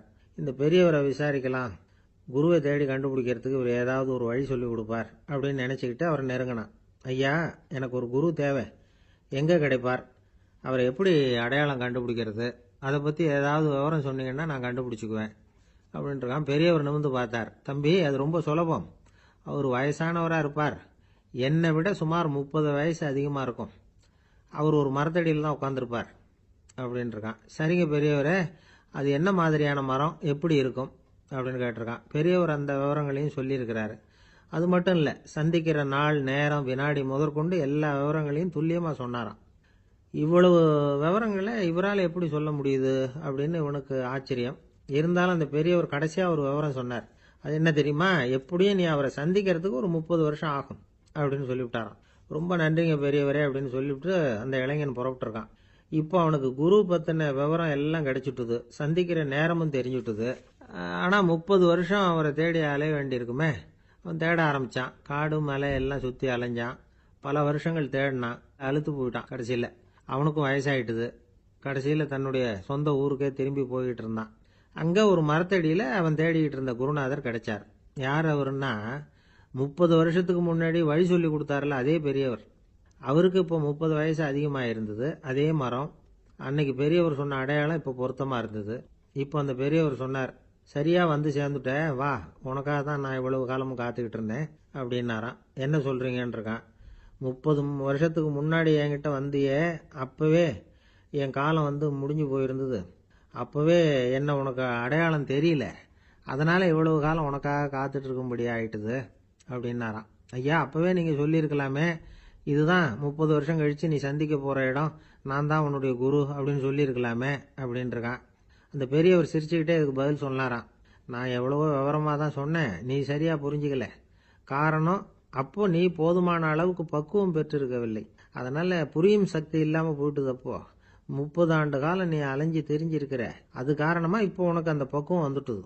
அதனால தான் அடையாளம் காண முடிஞ்சது, நானே உன்னுடைய குரு அப்படின்னாராம். இதுலேருந்து என்ன தெரியுதுன்னா, ஆன்மீகத்தில் மாணவனாக சேர்றதுக்கு கூட ஒரு பக்குவத்தன்மை தேவைப்படுது. ஒரு பெரிய ஞானி, அவர்கிட்ட சீடனாக இருக்க ஒருத்தன் வந்தான், எதிரில் நின்னான். ஞானி அவனை வெகு நேரம் உற்று பார்த்தார். அப்புறம் சொன்னார், சீடனாக இருக்கிறது ரொம்ப சிரமம்னார். நான் தயாராக இருக்கிறேன்னா.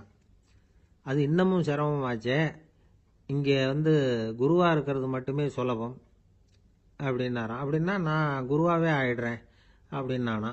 இது போலவே இந்த காலத்தில் கதை ஒன்று உண்டு. ஒரு பள்ளிக்கூடத்தில் வகுப்பு ஆசிரியர் மாணவனை திட்டிக்கிட்டு இருந்தார். டேய், நீ 100க்கு 10 மார்க்கு தான் வாங்கிட்டு இருக்க. இவ்வளவு மோசமாக நீ படித்தா கடைசியில் மாடு மேய்க்கிறது கூட லாய்க்கு இல்லாதவனா ஆயிடுவேன். அதுக்கப்புறம் என்ன செய்ய போகிறேன் அப்படின்னாராம். பையன் தலையை சொரிஞ்சிக்கிட்டே சொன்னானா, சார் அப்படின்னா ஒன்று செய்கிறேன் அப்படின்னானா. இவர் கேட்டிருக்கார், என்ன செய்ய போகிறேன்னு. வேற என்ன சார், உங்களை மாதிரி ஒரு ஆசிரியர் ஆயிடுறேன் அப்படின்னானா. இமயமலை அடிவாரத்தில் ஒரு மடம். அங்கே ஒரு சன்னியாசி இருந்தார். அவர்கிட்ட ஒருத்தர் வந்தார். சுவாமி, ஆசையை உதற நினைக்கிறேன், முடியல, ஒட்டிக்கிட்டே வருது அப்படின்னாராம். இப்படி உட்கார, ஒரு கதை சொல்கிறேன் அப்படின்னு சொல்லி அவர் சொல்ல ஆரம்பித்தாராம். அவர் சொன்ன கதை என்னன்னா, ஒரு ஊரில் ஒரு ஆள் இருந்தான். அவன் பேர் குப்புசாமி. அவன்கிட்ட எப்பவும் ஒரு பழைய தொப்பி இருக்கும், விடவே மாட்டான். அதனால் அவனை எல்லாரும் தொப்பி சாமி அப்படின்னு தான் கூப்பிடுறது வழக்கம். ஒரு புது தொப்பி வாங்கிக்கப்படாதாப்பா அப்படின்னு நண்பர்கள்லாம் சொல்லி பார்த்தாங்க. பணத்துக்கு எங்கே போவேன் அப்படின்னு விட்டானான். பணம் வச்சிருக்கான், செலவு பண்ண மனசு வரல, மகா கஞ்சன். பழைய பாட்டில்கள்லாம் வாங்கி விற்றுக்கிட்டு இருந்தான். அப்படி ஒரு தடவை பழைய கண்ணாடி சாமான்களை ஏலத்தில் எடுத்தப்போ அதில் ஒரு அருமையான சென்ட்டு பாட்டில் கிடச்சிது. உடனே ஒரு ஐடியா பண்ணான். அந்த சென்ட்டை வந்து சின்ன சின்ன பாட்டில்களில் அடைச்சி ஜன்னல் ஓரமாக அடுக்கி வச்சுட்டான். அதை விற்றா நிறைய பணம் கிடைக்குமே, அதனால். இதுக்கு இடையில் ஒரு நாள் அவன் வந்து அப்படியே உட்காந்துருந்தான். அந்த நேரம் நண்பன் வந்தான். ஏண்டா, உன் பழைய தொப்பியை மாற்றப்படாதா, ஊரில் எல்லாரும் கேலி பேசுகிறாங்களே உன்னை தொப்பி சாமின்னு அப்படின்னு சொல்லி கேட்டிருக்கான். இந்த சென்ட்டு பாட்டில் விற்றதும் பணம் வரும், அதுக்கப்புறம் பார்க்கலாம் அப்படின்னு நானா. இவன், சரி வா, நீச்சல் குளத்துக்கு போயிட்டு வருவோம் அப்படின்னு கூப்பிட்ருக்கான் நண்பன். 2 பேரும் போனாங்க. அதே நேரம் அந்த ஊர் நீதிபதியும் அங்கே குளிக்க வந்தாராம். அவர்கிட்ட இருந்தது விலை வசந்த ஒரு புது தொப்பி. அதை அங்கே இருந்த ஸ்டாண்டில் மாட்டிவிட்டு குளிக்க போனார். இதுக்கிடையில் குப்புசாமி குளிச்சுட்டு வந்தான். அவனுடைய பழைய தொப்பியை காணலை. அந்த புது தொப்பியை பார்த்தா இது நண்பனுடைய வேலை தான் அப்படிங்கிறதாக புரிஞ்சுக்கிட்டு அதை எடுத்து மாட்டிட்டு வந்துட்டான்.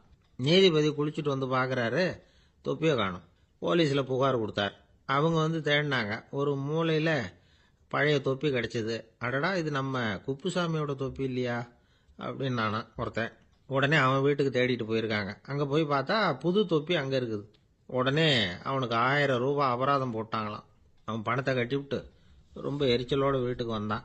பழைய தொப்பி கண்ணில் பட்டது. மறுபடியும், உன்னால தானே எனக்கு 1000 ரூபா நஷ்டம் அப்படின்னு சொல்லி அதை எடுத்துக்கிட்டு அப்படி போயிருக்கான். அந்த ஊர் குளத்துல வீசி எரிஞ்சிட்டு வந்துட்டான். அது மீன் பிடிக்கிற ஒருத்தன் கையில் சிக்கிச்சு. அவன் வர்ற வழியில் அதை எடுத்து வேகமாக வீசி எறிஞ்சான். அது நேராக குப்புசாமி வீட்டு ஜன்னல் வழியாக உள்ளே வந்து இந்த சென்ட்டு பாட்டில்கள் மேலே விழுந்து எல்லாம் உடஞ்சி நொறுங்கி போச்சு. குப்புசாமி பார்த்தான். தோட்டத்தில் ஆழமாக ஒரு குழியை வெட்டினான். அந்த தொப்பியை போட்டான், மூடிவிட்டான். இதை அடுத்த வீட்டுக்காரன் பார்த்தான். ஏதோ புதையல் தான் வச்சுருக்கான் போல இருக்குன்னு நினச்சான். போலீஸில் போய் புகார் கொடுத்துட்டான். மறுபடியும் போலீஸ் குழியை தோண்டினாங்க. பழைய தொப்பி மறுபடியும் வெளியில் வந்தது. எல்லாரும் சிரிக்கிறாங்க. அன்னைக்கு ராத்திரியே அந்த தொப்பியை எடுத்துக்கிட்டு நேராக புறப்பட்டான். ஒரு கல்லில் அதை சேர்த்து கட்டி குடிநீர் தொட்டி இருக்கும்ல, அதில் போட்டுட்டு வந்துட்டான். இனிமேல் என்ன பண்ணும் பார்ப்போன்னு. ஒரு நாள் திடீர்னு குழாயெல்லாம் அடைப்பட்டு போச்சு. மாநகராட்சி அலுவலர்கள் என்னன்னு பார்த்தா அந்த பழைய தொப்பி குழாயை அடைச்சிக்கிட்டு இருக்குது. இது குப்புசாமியோட தொப்பிங்கிறது தான் எல்லாருக்கும் தெரியுமே. உடனே குடிநீரை பாழாக்கணத்துக்காக குப்புசாமிக்கு கோர்ட்டு 2500 ரூபாய் அபராதம் போட்டுவிட்டுது. அதையும் கட்டிவிட்டு வெளில வந்தான். கடைசியா முடிவு பண்ணான். ஒரு நெருப்பு குச்சியை கிழிச்சான். தொப்பியை கொளுத்தினான். எரிஞ்சுது. எடுத்து வெளில எரிஞ்சான். கொஞ்ச நேரத்தில் தீ அணைப்பு படம் வந்துட்டுது. ஆமாம், இவன் எடுத்து எரிஞ்சது வெளியில் விழுந்து வீட்டு கூரையே பற்றிக்கிட்டு எரிய ஆரம்பிச்சுட்டுது.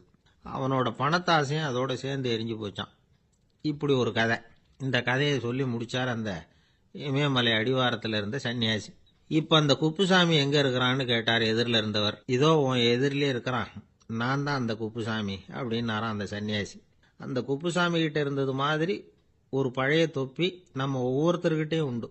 அதை எப்படி தொலைக்கிறதுன்னு தெரியாமல் தடுமாறிக்கிட்டு இருக்கிறோம். அது என்ன தொப்பிங்கிறீங்களா? அதுதான் நம்மை சூழ்ந்திருக்கிற மாயை அப்படிங்கிறார் சுவாமி சின்மயானந்தர். மெய்ஞானம் கிடைக்கிறப்போ மாயை எரிஞ்சு போகும் அப்படிங்கிறது அவருடைய கருத்து. நம்மால் ஒருத்தர் வேகமாக ஓடி வந்தார். காலில் மாட்டியிருந்த பழைய செருப்பு ரெண்டையும் ஆவேசமாக தூக்கி ஒரு கிணத்துல போட்டுட்டு வெறுங்காலோட நடந்து வந்துகிட்டு இருக்கிறார். ஏன் அப்படி பண்ணீங்க அப்படின்னு கேட்டோம். அந்த செருப்புக்கு சொந்தக்காரன் பின்னாடி வந்துகிட்டு இருக்கிறான், அதனால அப்படி பண்ணேன் அப்படிங்கிறார் இவர். காசியில் இருக்கிற கடவுள் காசி விஸ்வநாதர், அங்க இருக்கிற தேவி காசி விசாலாட்சி. இவங்க 2 பேரும் ஒரு நாள் பேசிக்கிட்டு இருந்தப்போ கடவுள் சொன்னார், இந்த மனிதர்களை நாம ரொம்பவும் நம்பிக்கையோட தான் படைச்சிருக்கிறோம். இருந்தாலும் அவங்களுக்கு தான் நம்பிக்கை இல்லை, எதுலேயும் ஒரு உண்மையான நம்பிக்கை இல்லாமல் வாழ்ந்துக்கிட்டு இருக்கிறாங்க அப்படின்னார். என்ன அப்படி சொல்றீங்க? அதை பாருங்க, எவ்வளவு பேர் காசியை தேடிட்டு கங்கையில் குளிச்சுக்கிட்டு இருக்கிறாங்க. அவங்கெல்லாம் நம்பிக்கை இல்லைன்னா இவ்வளவு தூரம் தேடிட்டு இங்கே குளிப்பாங்களா அப்படின்னு நாங்கள் தேவி. சரி, அதை சோதிச்சு பார்க்கலாம் அப்படின்னு 2 பேரும் முடிவு பண்ணிக்கிட்டாங்க. உடனே ஒரு திட்டம் போட்டாங்க. அது எப்படின்னா, நாம் 2 பேருமே பக்தர்கள் மாதிரி உருவத்தை மாற்றிக்கிட்டு கங்கை கரைக்கு போக வேண்டியது. நான் கங்கையில் இறங்கி குளிக்கிறேன். கொஞ்ச நேரத்தில் சுழலில் மாட்டிக்கிட்டது மாதிரி நடிக்கிறேன். நீ உடனே கரையிலிருந்து சத்தம் போடு, என்னோட வீட்டுக்காரரை யாராவது காப்பாற்றுங்களேன் காப்பாற்றுங்களேன்னு சத்தம் போடு. அதோட இன்னொன்று சொல்லு, யாராவது ஒரு புண்ணிய ஆத்மா அவர்கிட்ட போய் அவருடைய முடியை பிடிச்சி இழுக்கணும். அப்படி ஒரு சாபம் இருக்குது எங்களுக்கு. புண்ணிய ஆத்மா, அதாவது எந்த பாவமும் செய்யாத இல்லாத ஒருத்தர் தான் அவரை காப்பாற்ற முடியும். அப்படிப்பட்டவங்க யாராவது வெள்ளத்தில் குதிச்சு என்னுடைய கணவரை காப்பாற்றுங்கோ அப்படின்னு நீ சத்தம் போடு, கூச்சல் போடு, என்ன நடக்குதுன்னு பார்க்கலாம் அப்படின்னார் கடவுள். சரின்னு சொல்லி 2 பேருமா சாதாரண பக்தர்கள் மாதிரி கங்கை கரைக்கு சேர்ந்தாங்க. அவர் இறங்கி குளிச்சார். திட்டம் போட்டது மாதிரியே சுழலில் மாட்டிக்கிட்டது மாதிரி கத்துனார். கரையில் இருந்த அந்த அம்மா, ஐயோ என் கணவரை காப்பாற்றுங்களேன், யாராவது காப்பாற்றுங்களேன்னு கத்துனாங்க. பல பேர் ஓடி வந்தாங்க. உடனே இவங்க, பாவம் இல்லாத புண்ணிய ஆத்மா ஒருத்தரால் தான் என்னுடைய கணவர் காப்பாற்றப்படணுங்கிறது விதி, அப்படி ஒரு சாபம் இருக்கு, அதனால புண்ணிய ஆத்மா யாராவது அவர்கிட்ட போய் அவர் முடியை பிடிச்சி தூக்குனா அவரை காப்பாற்றி போடலாம் அப்படின்னாங்க. இவங்க இப்படி சொன்னதும் எல்லாரும் திகைச்சு போய் நின்றுட்டாங்க. ஒவ்வொருத்தருக்கும் அவங்க செஞ்ச பாவம்லாம் ஒவ்வொன்றா ஞாபகத்துக்கு வர ஆரம்பிச்சுட்டுது. சரி, இதுக்கு நாம லாயக்கு இல்லை அப்படின்னு சொல்லி ஒதுங்கி போக ஆரம்பிச்சிட்டாங்க எல்லாம். இந்த சமயத்தில் யாரோ ஒருத்தர் வேகமாக ஓடி வந்தார். ஆற்றுல குதிச்சார். அவர்கிட்ட போனார், முடியை பிடிச்சார், தூக்குனார், அவரை காப்பாற்றி கரைக்கு கொண்டுட்டு வந்துட்டார். அப்படி காப்பாற்றின அந்த ஆளை இவங்க 2 பேரும் தனியாக கூப்பிட்டுக்கிட்டு ஒரு மண்டபத்துக்கு வந்துட்டாங்க. வந்து விசாரிக்கிறாங்க. நீ யாரப்பா அப்படின்னு கேட்குறாங்க. ஏதும் தெரியாத மாதிரி. நான் இந்த ஊர் அன்ன சத்திரத்தில் வேலை செய்கிற ஒரு சமையல்காரன் அப்படிங்கிறார். நீ கங்கையில் குளிக்கிறது உண்டான்னு கேட்டிருக்காங்க. நான் இந்த ஊர்லேயே தான் இருக்கிறேன், இருந்தாலும் தினமும் கங்கையில் குளிக்கிறது இல்லை, எப்பாவது ஒரு நாள் அங்கே குளிப்பேன் அப்படின்னார். கங்கையில் மூழ்கி எழுந்திரிச்சா பாவம்லாம் தொலையும்னு சொல்கிறாங்க. அப்படி இருக்கிறப்போ அங்கே இன்னைக்கு கங்கையில் குளிச்சுக்கிட்டு இருக்கிறவங்கெல்லாம் தங்களை புண்ணிய ஆத்மாவா நினைக்கல.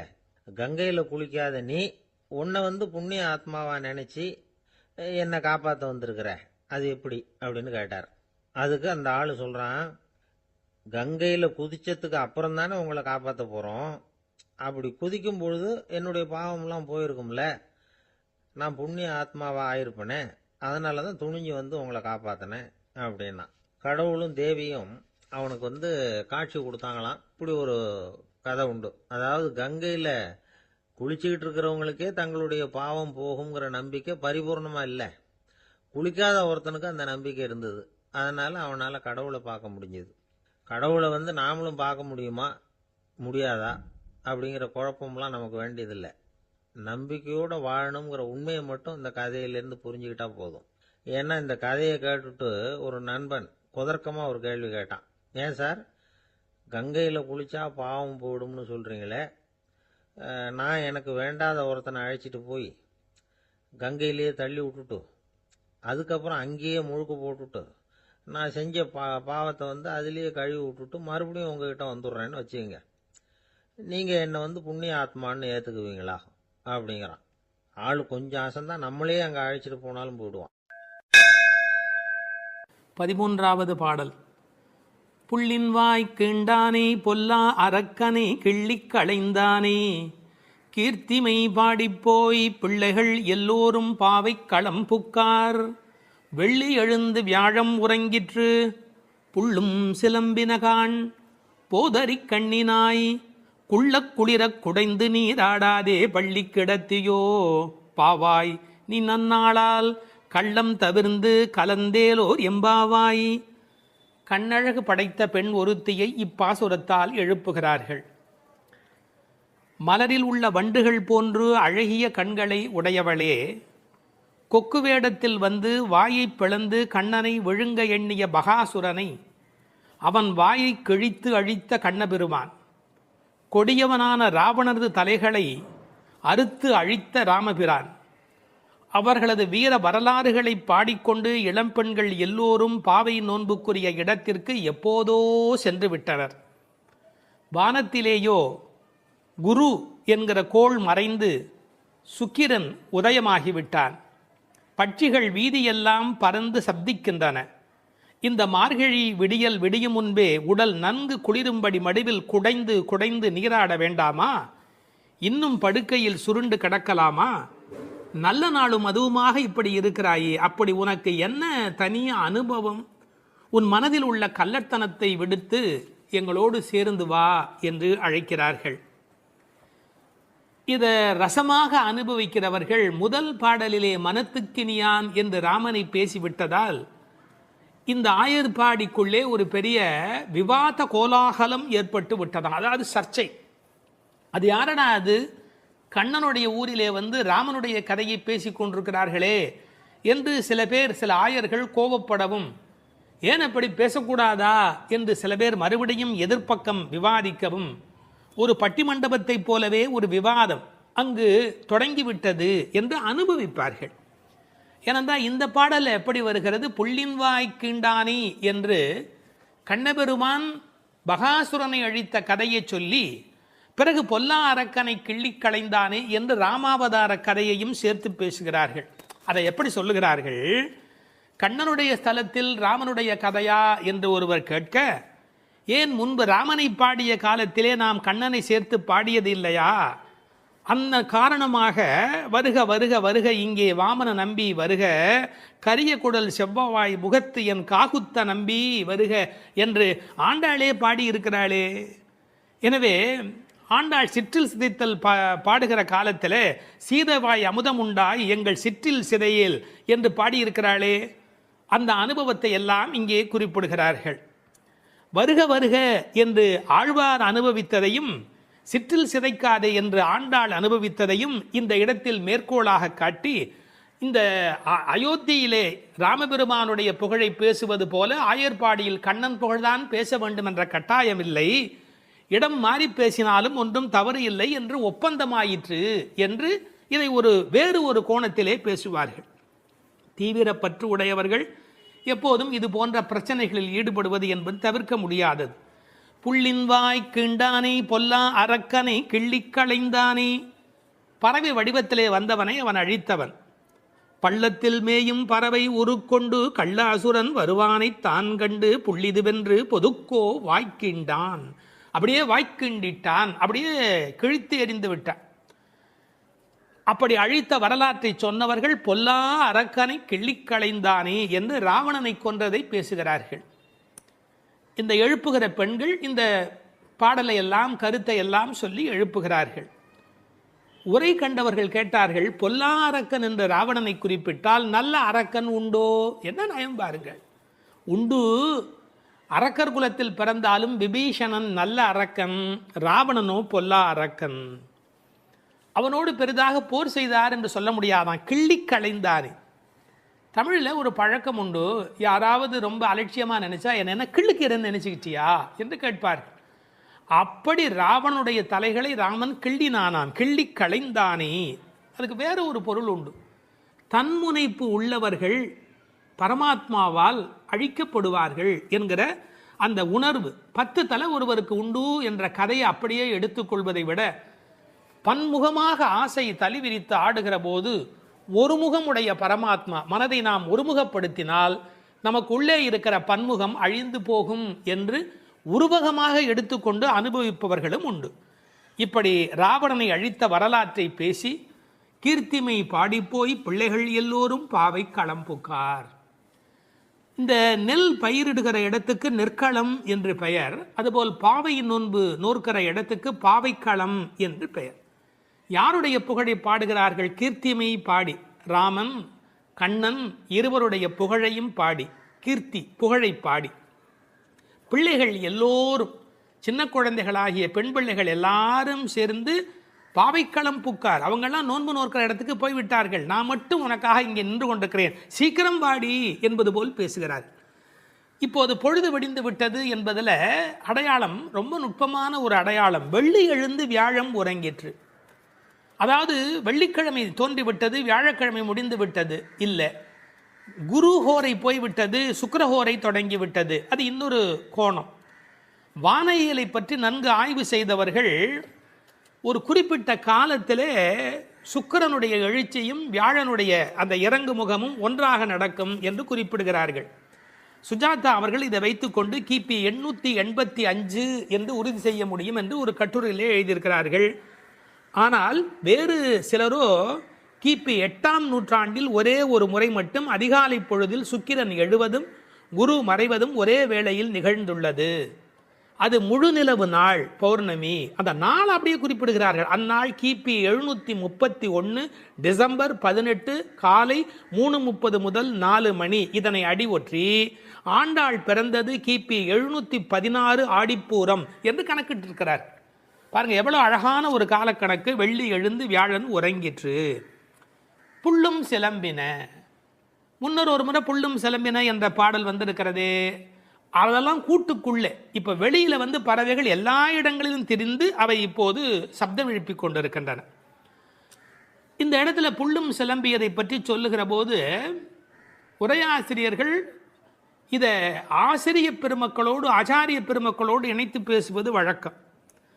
குயில் அதுபோல சில ஆச்சாரியர்கள், கொக்கு அதுபோல, அன்னம் போல, கருடன் போல என்று பறவையோடு அவர்கள் ஓமிக்கத்தக்கவர்கள். கண்டத்வனியிலே, அதாவது குரல் வளத்திலே அவர்கள் குயில் மாதிரி. ஏகாகிர சிந்தையில், எப்போதும் மனம் ஒருமுகமாக இருத்தலில் கொக்கு போல, கொக்கொக்கு கூம்பும் பருவத்து என்பார் திருவள்ளுவர். சாரத்தை கிரகித்துக் கொள்வதிலே அன்னபக்ஷி போல, அன்னத்தை போல. கைங்கரியம் என்ற தொண்டு செய்வதிலே கருட பட்சியைப் போல, பல்லடிமை திறத்தினாலே என்று பறவையை அப்படியே அடியார்களோடு ஒப்பிடுவதும் வழக்கம். போது அறி கண்ணினாய், போதுன்னு சொன்னால் முட்டு என்று பொருள். தமிழ் ஒரு அழகான மொழி. அரும்பு, முகை, முகிழ், மொட்டு, மலர். பாருங்க, மலருடைய பல நிலைக்கும் பேர் இருக்கு, இன்னும் கூட இருக்கு. அதாவது வெளியில் புறப்படுவது அரும்பு, கொஞ்சம் மேலே வந்தால் அது முகை, கொஞ்சம் அது இதழ் திறக்க ஆரம்பித்தா அது முகிழ், அது நல்ல விரிந்து விட்டால் தான் அதுக்கு மலர் அப்படின்னு பேர். ரெண்டுக்கும் நடுவில் இருக்க போது போதுன்னு பேர். அந்த போது அது போன்ற கண்களை உடையவள். அதில் வண்டு உட்கார்ந்திருப்பதை போன்ற கண். ஐயா, வெள்ளையாக கண்ணில் ஒரு பகுதி இருக்குது, கருப்பாக ஒரு பகுதி இருக்குது. அது வெள்ளையாக இருக்கிற மலர், அதன் மேலே கருப்பாக இருக்கிற வண்டு உட்கார்ந்திருக்கிற தன்மையினை போதறி கண்ணினாய் என்ற ஓமையாக குறிப்பிட்டார்கள். குளிக்கிறது எப்படி குளிக்கணுமா? குள்ள குளிர குடைந்து நீர் ஆடு. அப்படி ஆடாதே, பள்ளிக்கிடத்தியோ பாவாய் நீ. இந்த பெண்ணம்பெரிய அப்படிங்கிற ஒரு சொல்லாட்சி உண்டு. அதுபோல குள்ள குளிர என்ற வார்த்தையை பயன்படுத்தினார்கள். நல்ல முங்கி குளிக்க வேணும், குடைந்து நீராட வேண்டும். ஆற்றில் குளத்தில் கிணற்றில் இந்த நீர் வளம் இருக்கிற இயற்கையை புதுப்பிக்கின்ற அந்த அழகான மழைக்கு பிறகு அந்த குளிக்கிற சுகத்தை இந்த வரியிலேயே கொண்டு வருகிறாள். குள்ள குளிர குடைந்து நீராடாதே பள்ளி கிடத்தியோ பாவாய் நீ நன்னாளால். எல்லா நாளுமே நல்ல நாள் தான். ஆனால் இன்றைக்கு கண்ணனுக்கு நாம் பார்க்க போகிற நாள், ஊருக்கு நலம் செய்கிற நாள், உனக்கு நன்மையான நாள். அப்படி இருக்கும்போது நீ படுத்து கிடக்கிறாயே, பள்ளி அறையிலேயே படுத்து கிடப்பவருக்கு பள்ளி கொண்ட பெருமாளை பார்க்கிற பாக்கியம் கிடைக்குமா? அவனை பருகும் சுகம் உனக்கு எப்படி வாய்க்கும்? கள்ளம் தவிர்ந்து கலந்தேலோர் எம்பாவாய். நீ மட்டும் தனியாக மனசில் அனுபவிக்கிறியா? அந்த திருட்டுத்தனத்தை விட்டுடு. கள்ளம் தவிர்ந்து தனியாக அனுபவிக்காதே, கலந்து ஏலோர் எம்பாவாய். இறைவனை எல்லோரும் சேர்ந்து அனுபவிப்பதே சுகம் என்று இந்த பாசுரத்தால் அவர்கள் விளக்கி காட்டுகிறார்கள். திருப்பாவை 11ஆம் பாட்டு. கற்றுக்கரவை கணங்கள் பல கறந்து செற்றார் திரளழியச் சென்று செரு செய்யும் குற்றமொன்று இல்லாத கோவலர்தம் பொற்கொடியே புற்றரவு அல்குல் புனமையிலே போதராய். சுற்றத்து தோழிமார் எல்லாரும் வந்து நின் முற்றம் புகுந்து முகில் வண்ணன் பேர் பாட சிற்றாதே பேசாதே செல்வப் பெண்டாட்டினி எற்றுக்கு உறங்கும் பொருளேலோர் எம்பாவாய். கண்ணனை எண்ணி நோற்காமல் அவன்தான் நம்மை எண்ணி நோற்று இங்கு வரட்டுமே என்று எண்ணி எல்லாவற்றிலும் சிறந்தவளான ஒரு பெண், பக்தி பெண் இந்த பாசுரத்தில் எழுப்பப்படுகிறாள். எல்லாமே கன்றுகள் போல இளமையான பசுக்கூட்டங்கள், பலவற்றை கறப்பதில் ஈடுபட்டு உள்ளவர்கள் இந்த கோபாலர்கள். பகைவர்கள் வந்துவிட்டால் அவர்கள் இருக்கும் இடத்திற்கு சென்று அவர்களது திறமை அழியும்படி போர் புரிய வல்ல குற்றமற்ற போர் வீரர்களை பெற்ற ஆயர் குலத்திலிருந்து வந்த பொன்கொடி போன்றவள் இந்த பெண். புற்றிலே உள்ள நாகத்தின் படம் போன்ற மறைவிடத்தையும் காட்டில் உலவும் மயில் போன்ற சாயலையும் உடையவளே, எழுந்து வா. நமது ஆயர்குடி பெண்கள் எல்லோரும் உன் வீட்டு முற்றத்திலே கூடி மேக நிறமுடைய கண்ணனது திருப்பெயர்களை கூறி பாடி மகிழ்கிறோம். நீயோ அசைவதே இல்லை, வாய் திறந்து பேசுவதும் இல்லை. அப்படி என்ன பெரும் செல்வமடி உனக்கு? இந்த உறக்கத்தில் உனக்கு என்ன அவ்வளவு ஈடுபாடு? எழுந்து வா என வெளியில் உள்ள பெண்கள் உள்ளே உறங்கும் பெண்ணை எழுப்புவதாக அமைந்துள்ள பாடல். இவர்கள் யாரை எழுப்புகிறார்கள்? 3 அடையாளங்கள். கோவலர்தம் பொற்கொடியே, புற்றரவு அல்குல் புனமையிலே, செல்வப் பெண்டாட்டி என்று உள்ளே இருக்கிற பெண் சிறப்பிக்கப்படுகிறார். கோபாலர் என்பது தமிழிலே கோவலர் என்று எழுதுவது வழக்கம். அந்த குலத்தின் தங்க கொடி ஸ்வர்ணலதா. ஸ்வர்ணலதா என்ற வடமொழி சொல்லுக்கு பொற்கொடி என்பது தமிழிலே மொழிபெயர்ப்பு. இவள் ரொம்ப செல்வாக்கு மிக்கவள், பேரழகி. இந்த கோவலர் என்பதை அழகான வித்தியாசமான பல பொருள் சொல்வது வழக்கம். கோ பலர், அதாவது வாக்கிலே வல்லவர் என்று கூட ஒரு பொருள் சொல்வார்கள். கோ அலர், தங்களை தலைவனாக நினைத்ததே அல்ல, கண்ணனுக்கு அடிமையாக மட்டுமே தன்னை நினைத்து கொண்டிருக்கிறவர்கள். இவள் அவர்கள் வீட்டு ஒரு கொடி, கொழுங்கொடி, கொழுகொம்பு தேடுகிற ஒரு கொடி. கோல் தேடி ஓடும் கொழுந்ததே போன்று மால் தேடி ஓடும் மனத்தள் ஆவிக்கோர் பற்று கொம்பு. இதெல்லாம் ஆழ்வார் திருவாக்கு. இவள் மனம் எப்போதும் கண்ணபெருமானை நோக்கி போய்கொண்டிருக்கும். ஒரு கொழுகொம்பாகிய இறைவனை தேடி போவதாலே இவள் கொடி, ஆனால் பொற்கொடி. அடுத்த வார்த்தை அவளுடைய மறைவிடத்தை குறித்து பேசுகிறார்கள். புற்றரவு அல்குல் புனமையிலே. இது தமிழிலே ரொம்ப இயற்கை. அதில் என்ன ஒரு குறிப்பு இருக்கிறது என்றால், பாம்பு புற்றிலே ஒடுங்கிவிடும். அதுபோல் இவளுக்கு ஒடுக்கமான இடை என்பதை நாம் இந்த இடத்தில் புரிந்து கொள்ள வேணும். பெண்ணுக்கு இடை எப்படி இருக்க வேணும்? பொய்யோ எனும் இடையாளொடும் இடையானொடும் போனான். கம்பனுடைய வாக்கு. சீத்தையினுடைய இடை உண்டா இல்லையா என்று எல்லோரும் சர்ச்சை செய்கிற இடை என்று எழுதினார். இந்த புற்றரவு அல்குல் என்பதை கொஞ்சம் விளக்கம் சொல்லுகிற ஆச்சாரியர்கள் அது மறைந்திருப்பதையும், குளிர்ச்சி, பாம்பு புற்றுக்குள் மறைந்திருக்கும், புற்றுக்குள்ளே எப்போதும் வெப்பம் குறைவாக இருக்கும்.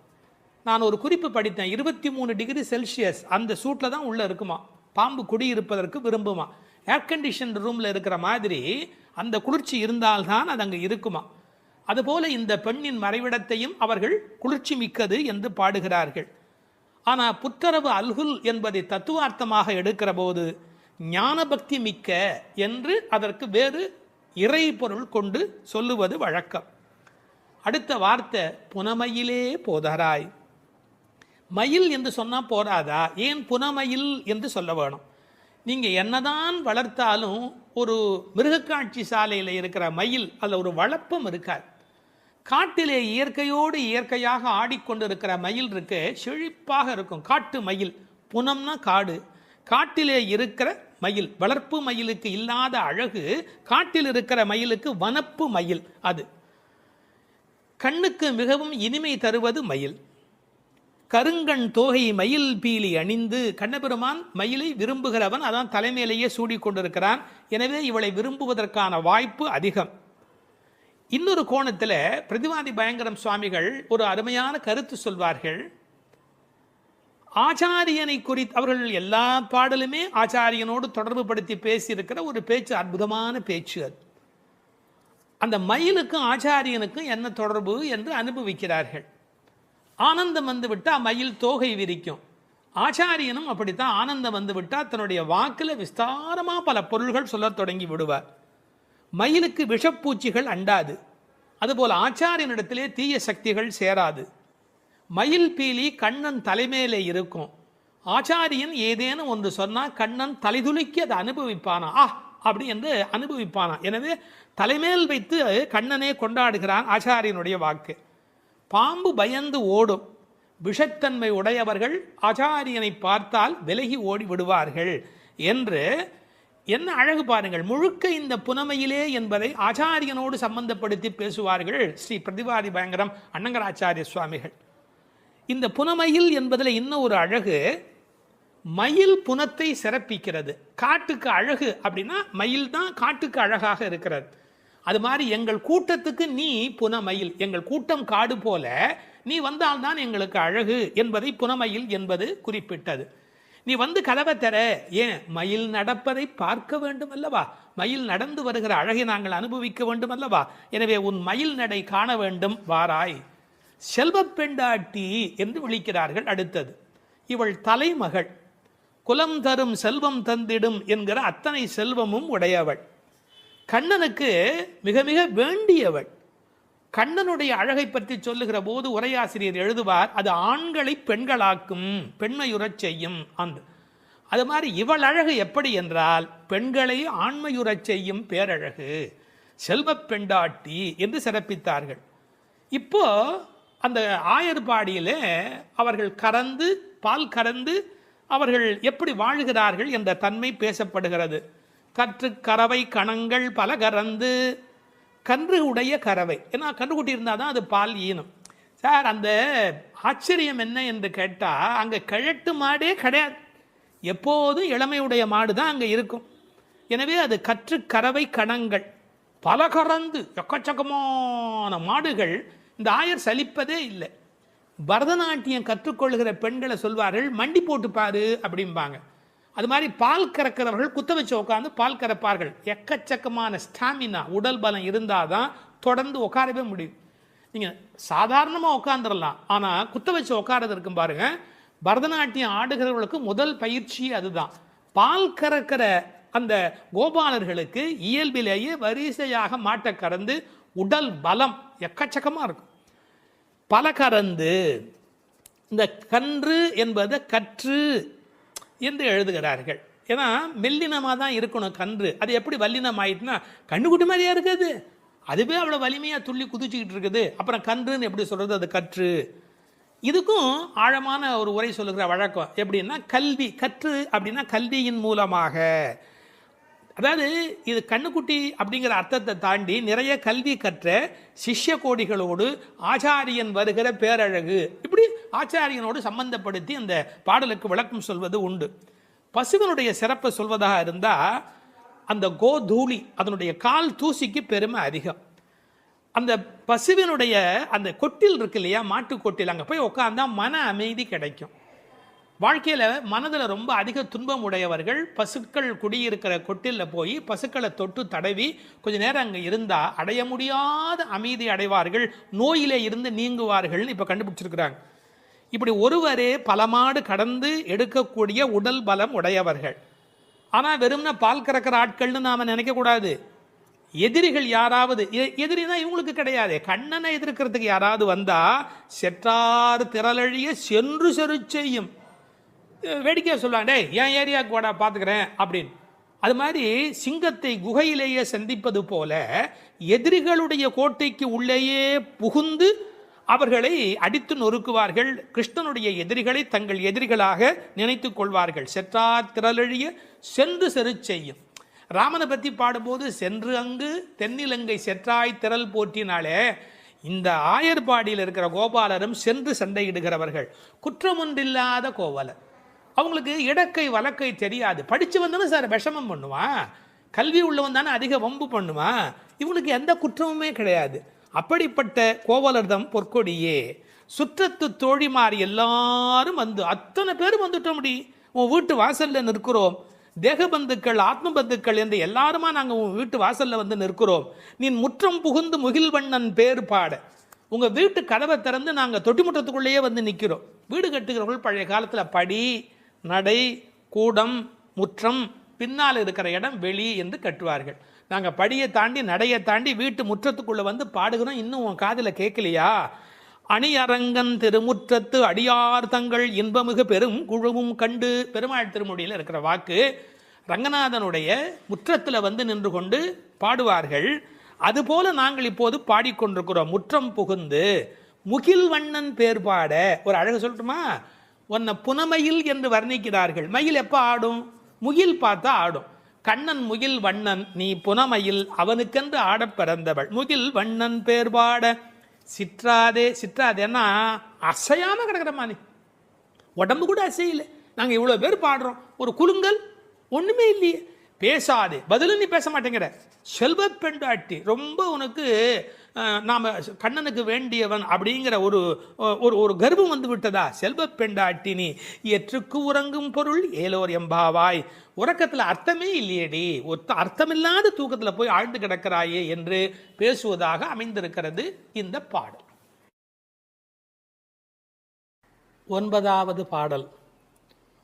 தூமணி மாடத்து சுற்றும் விளக்கெரிய தூபம் கமழ துயிலணை மேல் கண் வளரும் மாமன் மகளே, மணிக்கதவும் தாழ்த்திரவாய் மாமீர் அவளை எழுப்பீரோ, உன்மகள்தான் ஊமையோ அன்றிச் செவிடோ அனந்தலோ ஏமப் பெருந்துயில் மந்திரப்பட்டாளோ, மாமாயன் மாதவன் வைகுந்தன் என்றென்று நாமும் பலவும் நவின்றேலோர் எம்பாவாய்.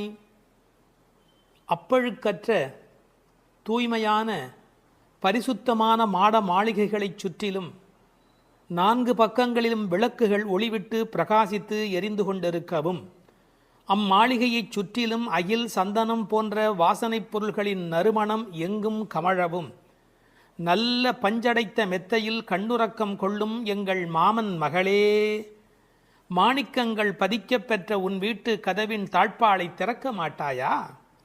திறந்து விரைவில் வந்து எங்களுடன் சேர்ந்து கொள்ள மாட்டாயா? மாமிகளே, நீங்களாவது அவளை எழுப்பிவிட மாட்டீர்களா?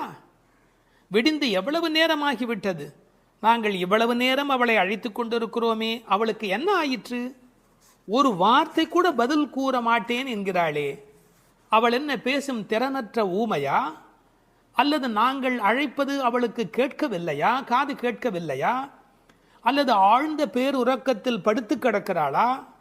அல்லது யாரேனும் கட்டுப்படுத்தி அவளை பெருந்துயில் கொள்ளுமாறு செய்து விட்டார்களா? அல்லது ஏதேனும் மந்திரம் மாயம் செய்திருக்கிறார்களா?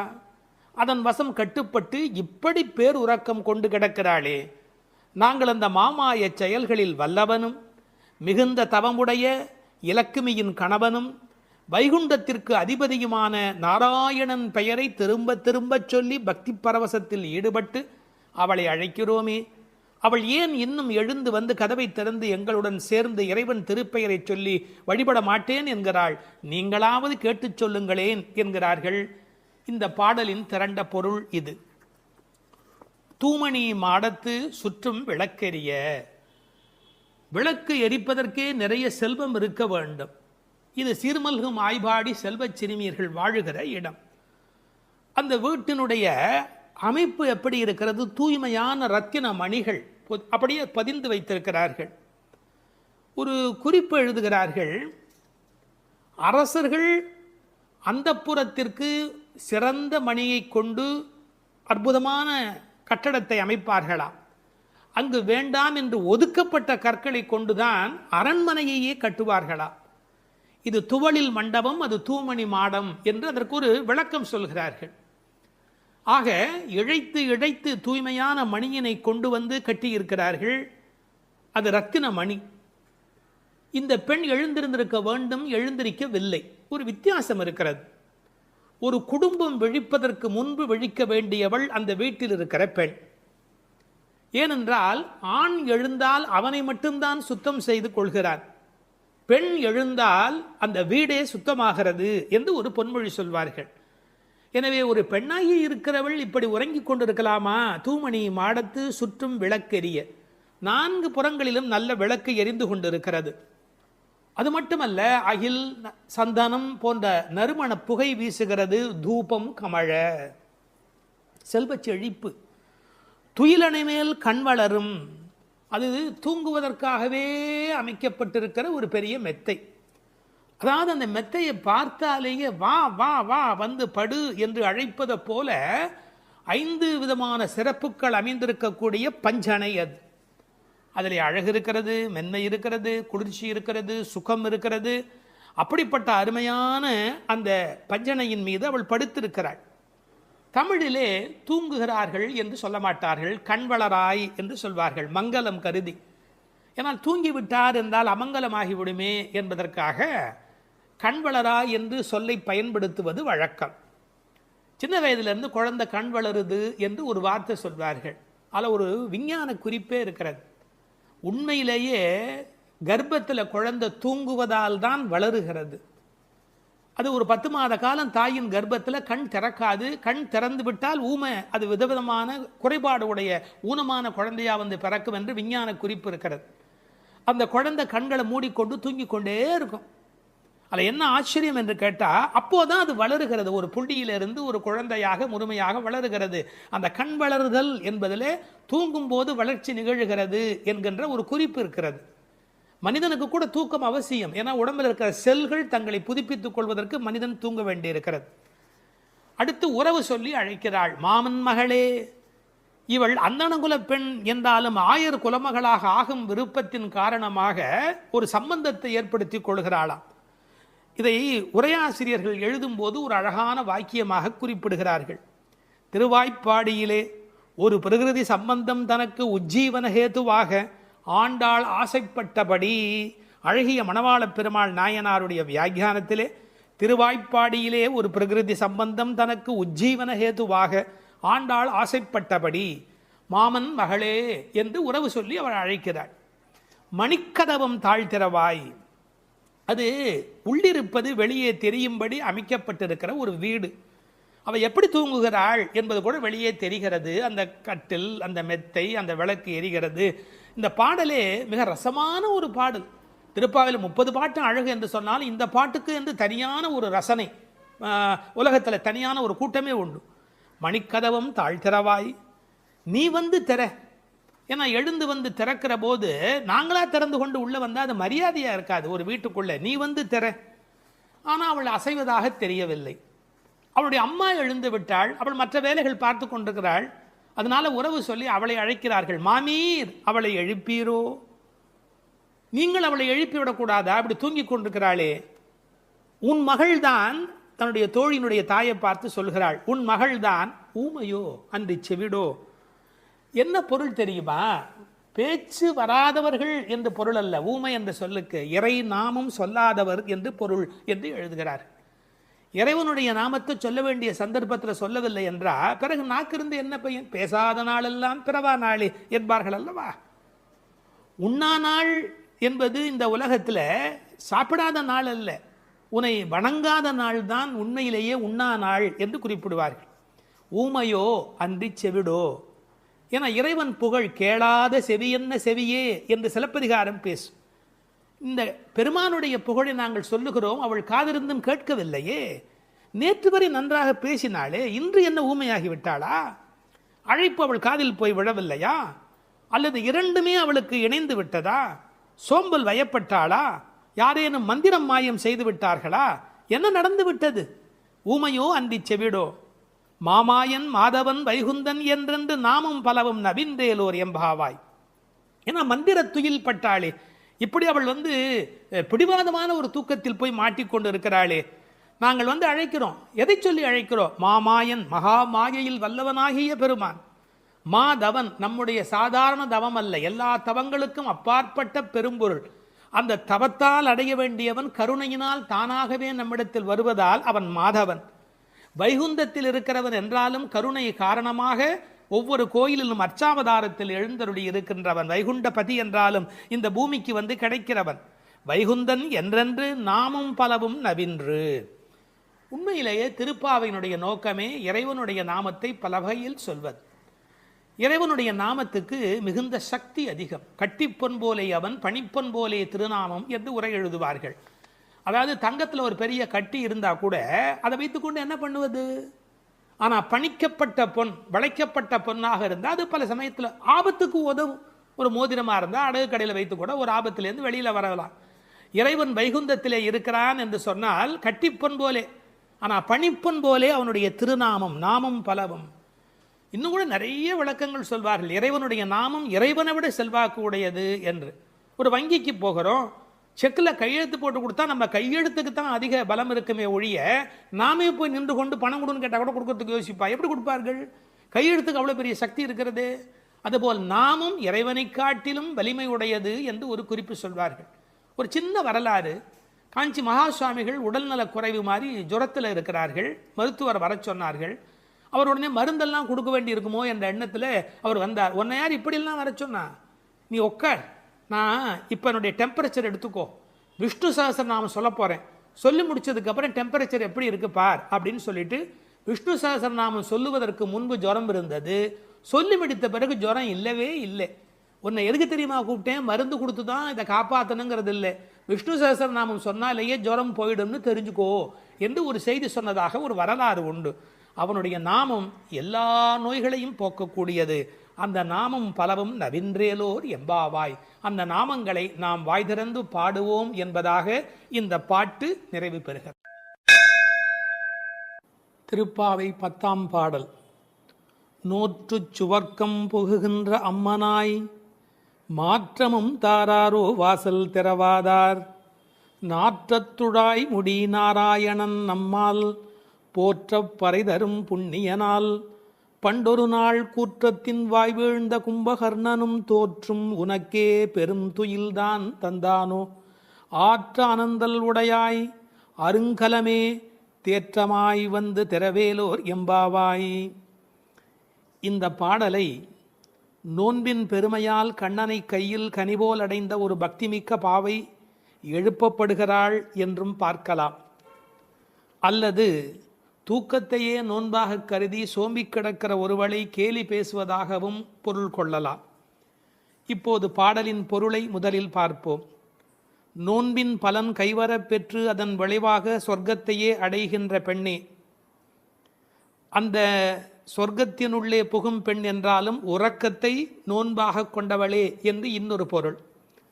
நீ வாயில் கதவைத்தான் திறக்கவில்லை, வாயை திறந்து பதில் கூடவா சொல்லக்கூடாது?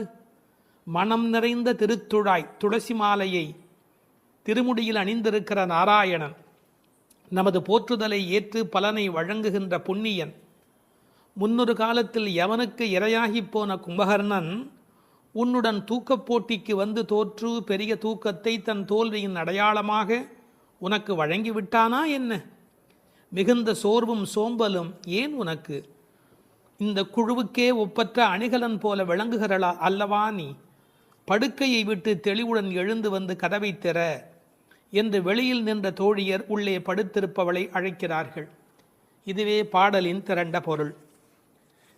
இங்கே கேலியும் கிண்டலும் கூட ஒரு வகையான விளையாட்டாக எடுத்துக்கொள்ள ஒரு பகுதி இடம் கொடுக்கிறது.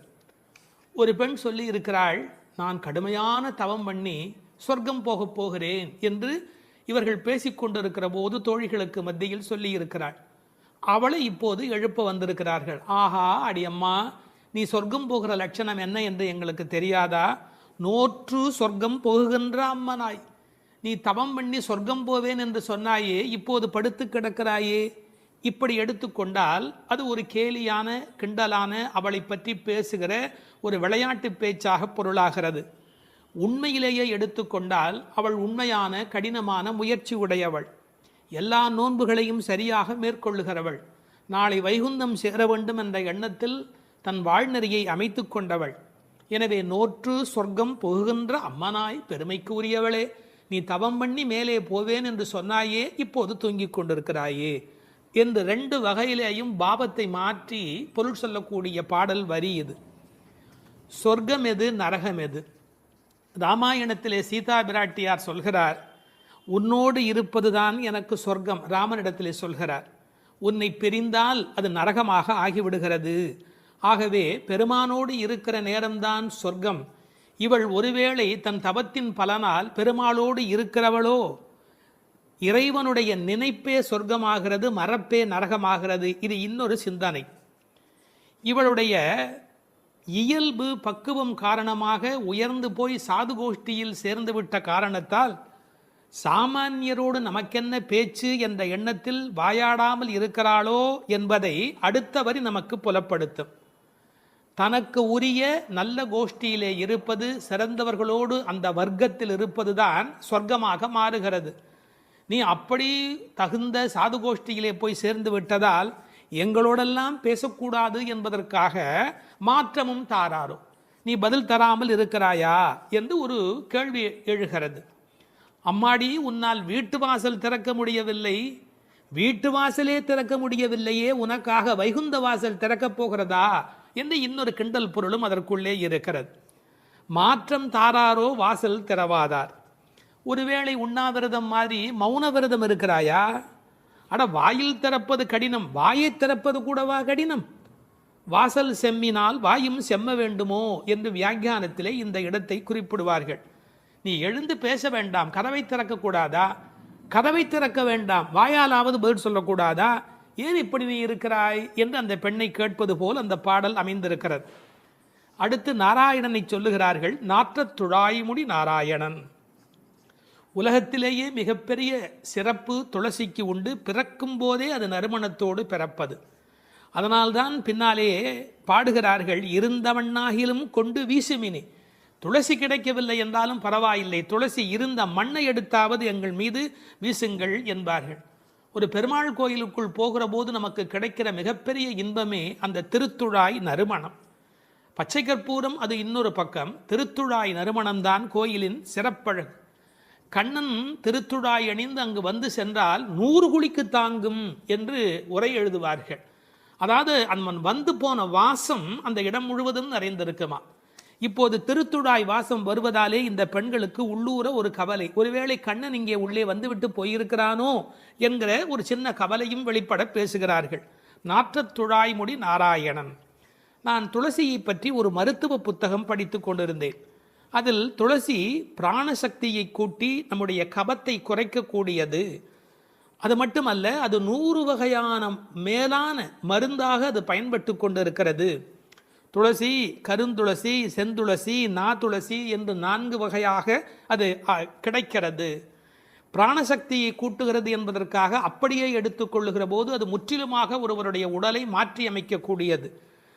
துறவரத்துக்கு போகிறவர்களுக்கு கூட துணை நிற்கக்கூடியது என்று ஒரு குறிப்பு எழுதி வைத்திருக்கிறார்கள். துளசியோடு ஒரு 5 மிளகு வைத்து 3 நாள் சாப்பிட்டால் 3 மாத காலம் ஒரு பெண் அப்படி சாப்பிட்டால் குழந்தை பேர் இல்லாத பெண்களுக்கு வாய்க்கும் என்று எழுதுகிறார்கள். 9 மிளகு வைத்து அரைத்து 7 நாட்கள் வெறும் வயிற்றில் சாப்பிட்டால் எந்த விஷமும் உரியும் என்று எழுதுகிறார்கள். எனவே மருந்தல்ல, மாமருந்தாக விளங்குவது திருத்துழாய். அந்த நாற்றத்துழாய் முடி நாராயணன். திருவடியில் மட்டுமல்ல, அவன் திருமுடியிலும் இருக்கிற மேன்மையும் ஏற்றமும் பெற்றது இந்த திருத்துழாய். அந்த நாராயணன் நம்மால் போற்ற பறைதரும் புண்ணியனால். இந்த நம்மால் என்பதை நம்மால் என்று பிரித்து சொல்வார்கள், நம்மால் என்று சேர்த்து சொல்வார்கள். அதாவது நாம் இப்போது பாடினால் அவன் நமக்கு பறை தருவான், நம்முடைய மால் நமக்கு பறை தருவான். நமக்கு மால் இருக்குமென்றாலும், மால் என்றால் மயக்கம். சில பேர் சுய மோகிகள், தன்னைத்தானே மோகித்துக் கொண்டு தன்னை பெரிதாக நினைத்துக் கொண்டிருப்பார்கள். அப்படிப்பட்ட குறையுடையவராக இருந்தாலும் கூட அவர்களுக்கு கருணை பாலிக்கிறவன் கடவுளாக மாறுகிறான். நம்மால் போற்றப் பறை தரும் புண்ணியனால், அவன் புகழை பாடிய மாத்திரத்தில் நமக்கு பறை தருகிறான், புருஷார்த்தங்களை அருளுவதற்கு தயாராக இருக்கின்றான். அடுத்து அந்த பெண்ணை அவர்கள் கேலி பேசுகிறார்கள். அப்படிப்பட்டவனை நாங்கள் பாடுகிற போது கூட நீ தூங்கிக் கொண்டிருக்கிறாயே, இது என்ன நியாயம்? பண்டொரு நாள் கூற்றத்தின் வாய் வீழ்ந்த கும்பகர்ணனும்.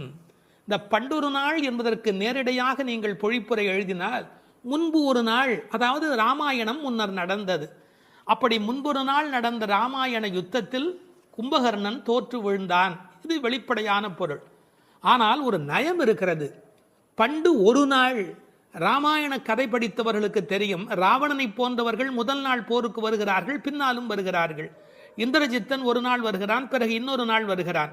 ஆனால் கும்பகர்ணன் ஒரே ஒரு நாள் தான் போருக்கு வருகிறான், அன்றே மாண்டு போய் விடுகிறான். இந்த மிகப்பெரிய வரலாற்று குறிப்பை பண்டொரு நாள் கூற்றத்தின் வாய்வீழ்ந்த கும்பகர்ணன் என்று குறிக்கிறாள். கூற்றத்தின் வாய்வீழ்ந்த கும்பகர்ணன் என்றால் யமனுடைய வாயில் வந்து விழுந்த கும்பகர்ணன். ராமன் கொன்றான் என்று பழி சொல்ல விருப்பமில்லை. ஒருவர் தண்ணீர் குடிப்பதற்கு ஏரி வெட்டி வைக்கிறார், அதில் வந்து ஒருவர் விழுந்து விட்டால் அது ஏரி வெட்டி அவருடைய தவறா? அது மாதிரி தயரதன் பெற்ற மரகத மணித்தடம் ஸ்ரீராமன், அதில் வந்து விழுந்து இறந்தவன் கூற்றத்தின் வாய்வீழ்ந்த கும்பகர்ணன் என்று நயம்பட பேசுகிறார். 6 மாதம் தூக்கமுடையவன் அவன் தோற்றும் உனக்கே பெருந்துயில்தான் தந்தானோ. தோற்றவர்கள் வெற்றி பெற்றவர்களுக்கு ஒரு பரிசு தர வேண்டும். அப்படி கும்பகர்ணன் தோற்றவன் இந்த தூக்கத்தை இவளுக்கு பரிசாக கொடுத்து விட்டு போயிருக்கிறான். கும்பகர்ணன் இவளோடு போட்டி போட்ட போது இவள் வெற்றி பெற்று விட்டாளாம். அந்த கேலி பேசுகிறார்கள், தோற்றும் உனக்கே பெரும் தொழில்தான் தந்தானோ. சோம்பல் எல்லா நோய்களுக்கும் மகப்பேறு மருத்துவ மறை.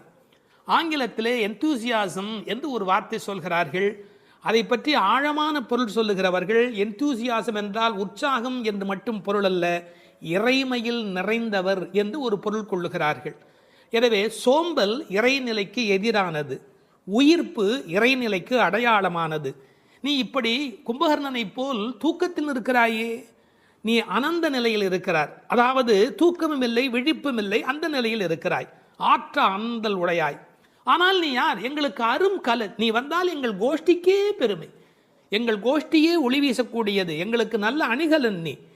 தேற்றமாய் வந்து திரவேலோர் எம்பாவாய். தேற்றமாய் என்றால் படுத்த நிலையிலேயே அப்படியே எழுந்து வெளியிலே வந்து விடாதே.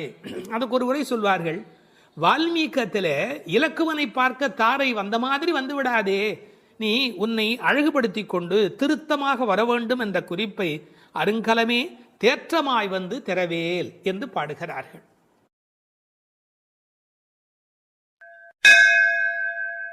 12ஆம் பாடல். கனைத்திளம் கற்றெருமை கன்றுக்கு இறங்கி நினைத்து முலை வழியே நின்று பால் சோர நனைத்தில்லம் சேராக்கும் நற்செல்வன் தங்காய் பனித்தலை வீழனின் வாசல் கடை பற்றி சினத்தினால் தென்னிலங்கை கோமானைச் செற்ற மனத்துக்கு இனியானை பாடவும் நீ வாய் திறவாய் இனித்தான் எழுந்திராய் ஈதன்ன பேருறக்கம் அனைத்தில்லத்தாரும் அறிந்தேலோர் எம்பாவாய். இதனுடைய பொருள், கன்றை பிரிந்த எருமை தன் கன்றை நினைத்து கனைத்து அந்த நினைப்பால் தனது காம்புகளிலிருந்து விடாது பால் பொழிவதால் வீடெல்லாம் பால் வெள்ளமிட்டு சேராகி கிடக்கின்ற வீட்டின் தலைவனான பெரும் செல்வத்தை பெற்றிருப்பவனது தங்கையே. முன்பு பெரும் கோபத்தால் தென்னிலங்கை மன்னனான ராவணனை அழித்து ஒழித்த மனத்திற்கு இனியவனான ராமபிரானை புகழ்ந்து மார்கழி மாத பனி தலையில் விழுந்து கொண்டிருக்க நாங்கள் உன் வீட்டு வாசலில் கீர்த்தனம் செய்வதை கேட்டும் நீ உறங்கலாமா? கதவை திற, பொழுது விடிந்து இன்னும் நீ உறங்குவது எல்லா வீட்டாருக்கும் தெரிந்துவிட்டது, இனியாவது எழுந்திரு, என்ன இது பெரிய உறக்கம் என்கிறார்கள். இந்த பாடலில் எழுப்பப்படுகிறவள் கண்ணபெருமானுடைய நெருங்கிய நண்பனுடைய தங்கை. அவளை எழுப்புகிற போது நற்செல்வன் தங்காய் என்று அவர்கள் அன்போடு அழைக்கிறார்கள். சூழலை முதலில் வர்ணிக்கிறார்கள். ஒரு எருமை அவிழ்த்துவிட்ட பிறகும் பால் கறவாமல் விட்டுவிட்டதால் தன் கன்றை நினைத்து அது பால் பொழிகிறது, அதனால் வீடு சேராகிறது. கனைத்திளம் கற்று எருமை கன்றுக்கு இறங்கி நினைத்து முலைவழியே நின்று பால் சோர என்று பாடலிலே வருகிறது. பக்தி இலக்கியங்களுடைய அடிப்படை நாதமே அன்புதான் பிரமாதம். உண்மையிலேயே வாழ்க்கை ஒரு அறிவுபூர்வமான ஏற்பாடு அல்ல, அது அன்பு பூர்வமான ஒரு ஏற்பாடு. ஒரு எருமையே இப்படி இருக்குமானால் இறைமை என்ற இறை தத்துவத்தில் ஈடுபட்டவர்கள் எவ்வளவு இரக்கத்தோடு இருக்க வேண்டிய கடமை உடையவர்கள். எருமை மாடு கன்றுக்கு இறங்கி பால் சொரிவதை கவிச்சக்கரவர்த்தி கம்பன் பாடிக்காட்டி இருக்கிறார். எருமைகள் பால் பொழிய அன்னக்குஞ்சுகள் அந்த பாலை அருந்தி மகிழ்ந்தன என்று ஒரு கற்பனையிலே பாடுகிறார். சேல் உண்ட ஒன்கணாரின் திரிகின்ற செங்கால் அன்னம் மால் உண்ட நளினப்பள்ளி வளர்த்திய மழலைப் பிள்ளை கால் உண்ட சேற்று மேது கன்று உள்ளி கனைப்பச் சோர்ந்த பால் உண்டு துயில பச்சை தேரை தாலாட்டும் பண்ணை என்று எழுதுகிறார். நாட்டு வளத்தை எழுதுகிற போது தாமரைப்பூவில் உறங்கிக் கொண்டிருக்கிற அன்னக்குஞ்சுகளுக்கு எருமை மாடு தன்னுடைய கன்றை நினைத்து சொரிந்த பால் அவைகளுக்கு கிடைத்தன என்று கோசல நாட்டு வளத்தை பாடுகிற போது குறிப்பிடுகிறார். உண்மையிலேயே இந்த எருமைகள் இப்படி பால் கறக்கும் என்கிற தன்மையினை வேறு ஒரு வகையில் சங்க இலக்கியத்தில் ஒரு புலவர் பாடிக்காட்டி இருக்கிறார். வெள்ளி வீதியார் என்ற ஒரு புலவர். அவர் வேறு ஒரு கோணத்தில் சொல்லுகிறார். காமத்தை பற்றி பாடுகிற போது தலைவன் வந்து எங்களை அனுபவிக்கவில்லை, எங்கள் இளமையோ வீணாகிறது, எங்களுக்கும் பயனில்லை அவனுக்கும் பயனில்லை, உடம்பில் பசலை நோய் வந்து துன்பப்படுகிறேன் என்று எழுதுகிறார். கன்றும் உண்ணாது கலத்தினும் படாது நல் ஆண் தீம்பால் நிலத்து உக்காங்கு, அவர் பசு என்று எழுதுகிறார். இது சங்க இலக்கிய பாடல். ஆண்டாள் சங்க இலக்கியங்களை படித்தவள் என்பதற்கு இது ஒரு அடையாளம். கன்றும் உண்ணாது கலத்தினும் படாது நல்லான் தீம்பால் நிலத்து உக்காங்கு எனக்கும் ஆகாது என்னைக்கும் உதவாது பசலை உணியர் வேண்டும் என்று குறுந்தொகையிலே வெள்ளி வீதியார் என்ற புலவை எழுதி காட்டியிருக்கிறார். இன்னொரு கோணத்திலே பார்க்கிற போது வியாக்கியானம் பண்ணினவர்கள் எருமை மாடு கன்றை நினைத்து படுகிற பாட்டை சொல்லிவிட்டு எருமைகள் கரவாவிட்டால் படும் பாடு இந்த பெண்கள் கோபியர் சொல்லுகிறார்களா என்ன, அனைவரும் எருமை படுகிற பாட்டை நாங்கள் அல்லவா உன்னாலே படுகிறோம் என்று கண்ணனுக்கு புரிய வைக்கிறார்களாம். எனவே கனைத்திளம் கற்றெருமை கன்றுக்கு இறங்கி நினைத்து முலைவழியே நின்று பால் சோர. சென்ற பாடலிலே பால் கறப்பதை பற்றிய குறிப்பு வந்தது. கற்றுக்கறவை கணங்கள் பல கறந்து என்று வரும். இந்த பாடலிலே பால் கறவாமை பற்றிய குறிப்பு வந்தது. அப்படியானால் எது உண்மை? இப்படி எடுத்துக்கொள்ள வேணும். பக்தி யோகத்தில் ஈடுபட்டிருக்கிற தன்மையினை இந்த பாடலும், கர்மயோகத்தில் ஈடுபட்டிருக்கிறவர்களை பற்றிய குறிப்பை அந்த பாடலிலும் ஆண்டாள் குறிப்பிடுகிறாள் என்று பொருள் கொள்ள வேண்டும். நற்செல்வன் தங்காய், சிறந்த செல்வமுடையவனுடைய தங்கையே. அவன் எப்படி நற்செல்வனாக இருக்கிறான்? கண்ணனுடைய மிக நெருங்கிய நண்பன் ஒருவன்.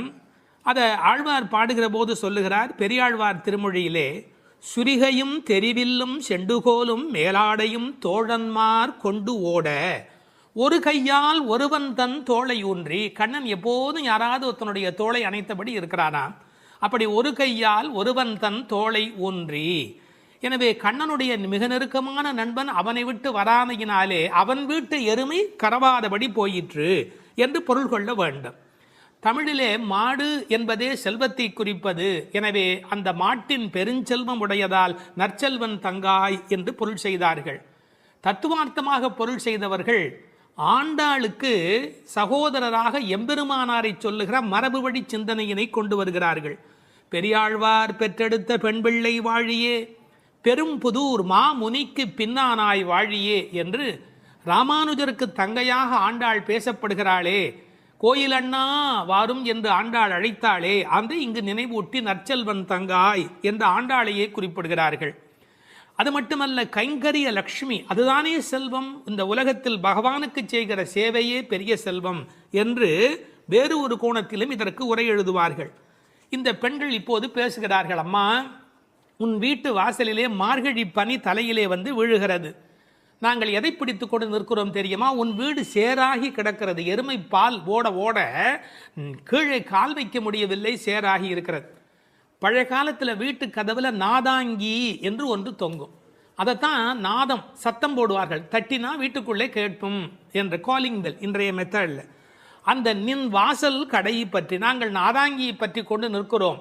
அதுக்கு உரை எழுதும் போது சொன்னார்கள், மேலே பனி வெள்ளம் மனத்தே பால் வெள்ளம், தரையிலோ மேலே பனி வெள்ளம் மனத்தே மால் வெள்ளம், மால்னா திருமால், மனத்தே மால் வெள்ளம் தரையிலே பால் வெள்ளமாய் தெப்பம் வற்றுவாரை போலே உன் வீட்டு நாதாங்கியை பிடித்து தொங்கிக் கொண்டிருக்கிறது கான். அப்படியெல்லாம் அந்த நாதாங்கியை பிடித்து கொண்டு இவைகள் தொங்கிக் கொண்டு நிற்கிறார்கள். சினத்தினால் தென்னிலங்கை கோமானை செற்ற மனத்துக்கு இனியானி பாடமும் நீ வாய் திறவாய். அளவு கடந்த அநியாயம் செய்து விட்டான் ராவணன். என்ன, சீத்தையை ராமனால் பிரிய முடியாது, பிராட்டியையும் பெருமாளையும் பிரிக்கக்கூடாது. அந்த பாவத்தை செய்தமையினால் கோபப்பட்டு சினத்தினால் தென்னிலங்கை கோமான் ராவணனை செற்ற அழித்த மனத்துக்கு இனியானை பாடவும் நீ வாய் திறவாய். ராமன் மனத்துக்கு இனியவன், என யாருக்கும் எந்த நோவும் வரக்கூடாது என்று எண்ணுவது ராமனுடைய பண்பாடு. எப்படி என்று குகனை போன்ற அன்பர்கள் வருகிறார்கள், இவன் தாழ்ந்தவன் என்று நினைக்கல, ஏழை ஏதலன் கீழ்மகன் என்னாது அவனோடு அன்பு பாராட்டுகிறார். கிளிக்கு யாருடைய பெயர் வைப்பது என்று கேட்கிறாள், கைகேயி அம்மாவுடைய பெயரை வை என்று சொல்லுகிறார். இப்படி எல்லோருக்கும் மனத்துக்கு இனியனாயிருந்த அழகை வைமு கோபாலகிருஷ்ணமாச்சாரியார் உரையிலே ராமாயண பாடல்ல இருந்தே பல குறிப்பு சொல்லுகிறார். மனத்துக்கினியானே என்ற தொடர்க்கு நட்பினர் நொதுமலாளர் பகைவர் ஆகிய மூவகையர் மனத்துக்கும் இனியவன் என்று பொருள் கொள்ளலாம். குகன விடுங்கள், அடுத்தாற் போல வாலிக்கும் ராவணனுக்கும் கூட இனியனாயிருந்தான் என்றோ, மூக்கும் காதும் வெம்முரண் முலை கண்களும் முறையால் இழந்து அரற்றிய சூர்ப்பனகையும் போக்கினீர் என் நாசி பொய்த்து என் என்றும் மேற்குயரும் நெடுமூக்கு மடந்தையர்க்கு மிகையன்றோ என்றும் பிழை செய்தீரோ என்றும் சூர்ப்பனகை ராமனை புகழ்ந்து பாடுகிறாள். மார்பில் ராமபானம் பாய்ந்து நின்ற நேலையும் வாலி ஓவியத்து எழுத ஒண்ணா உருவத்தாய் என்று சொல்லுகிறான். ஆவி போம் வேலைவாய் அறிவு தந்து அருளினாய் என்று பேசுகிறான். ராவணன் மாலியவானிடத்திலே வந்து சொல்லுகிற போது நாசம் வந்துற்ற காலை நல்லதோர் பகையை பெற்றேன் என்றார். அது மட்டுமல்ல, ராமனுடைய தோற்றத்தை பார்த்துவிட்டு சொல்லுகிறான், ராகவன் மேனி நோக்கி தீயன கொடிய வீர சேவகச் செய்வை கண்டால் நாயன தகுதும் அன்றே காமனும் நாமும் எல்லாம் என்று பகைவனை கொண்டாடுகிறான் ராவணன். எனவே ராமனிடத்தில் எல்லோரும் அன்பு பாராட்டுகிற காரணத்தினாலே அவன் மனத்துக்கு இனியவனாக இருக்கின்றான். அந்த மனத்துக்கு இனியானை நாம் பாட இனித்தான் எழுந்திராய்.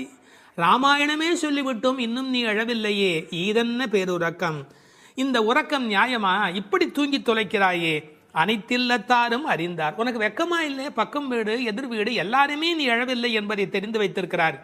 மனிதர்களுடைய இயல்பு தன்னை பற்றி அக்கம் பக்கம் என்ன நினைக்கும் என்கிற ஒரு கூச்ச சுபாவம் உண்டு.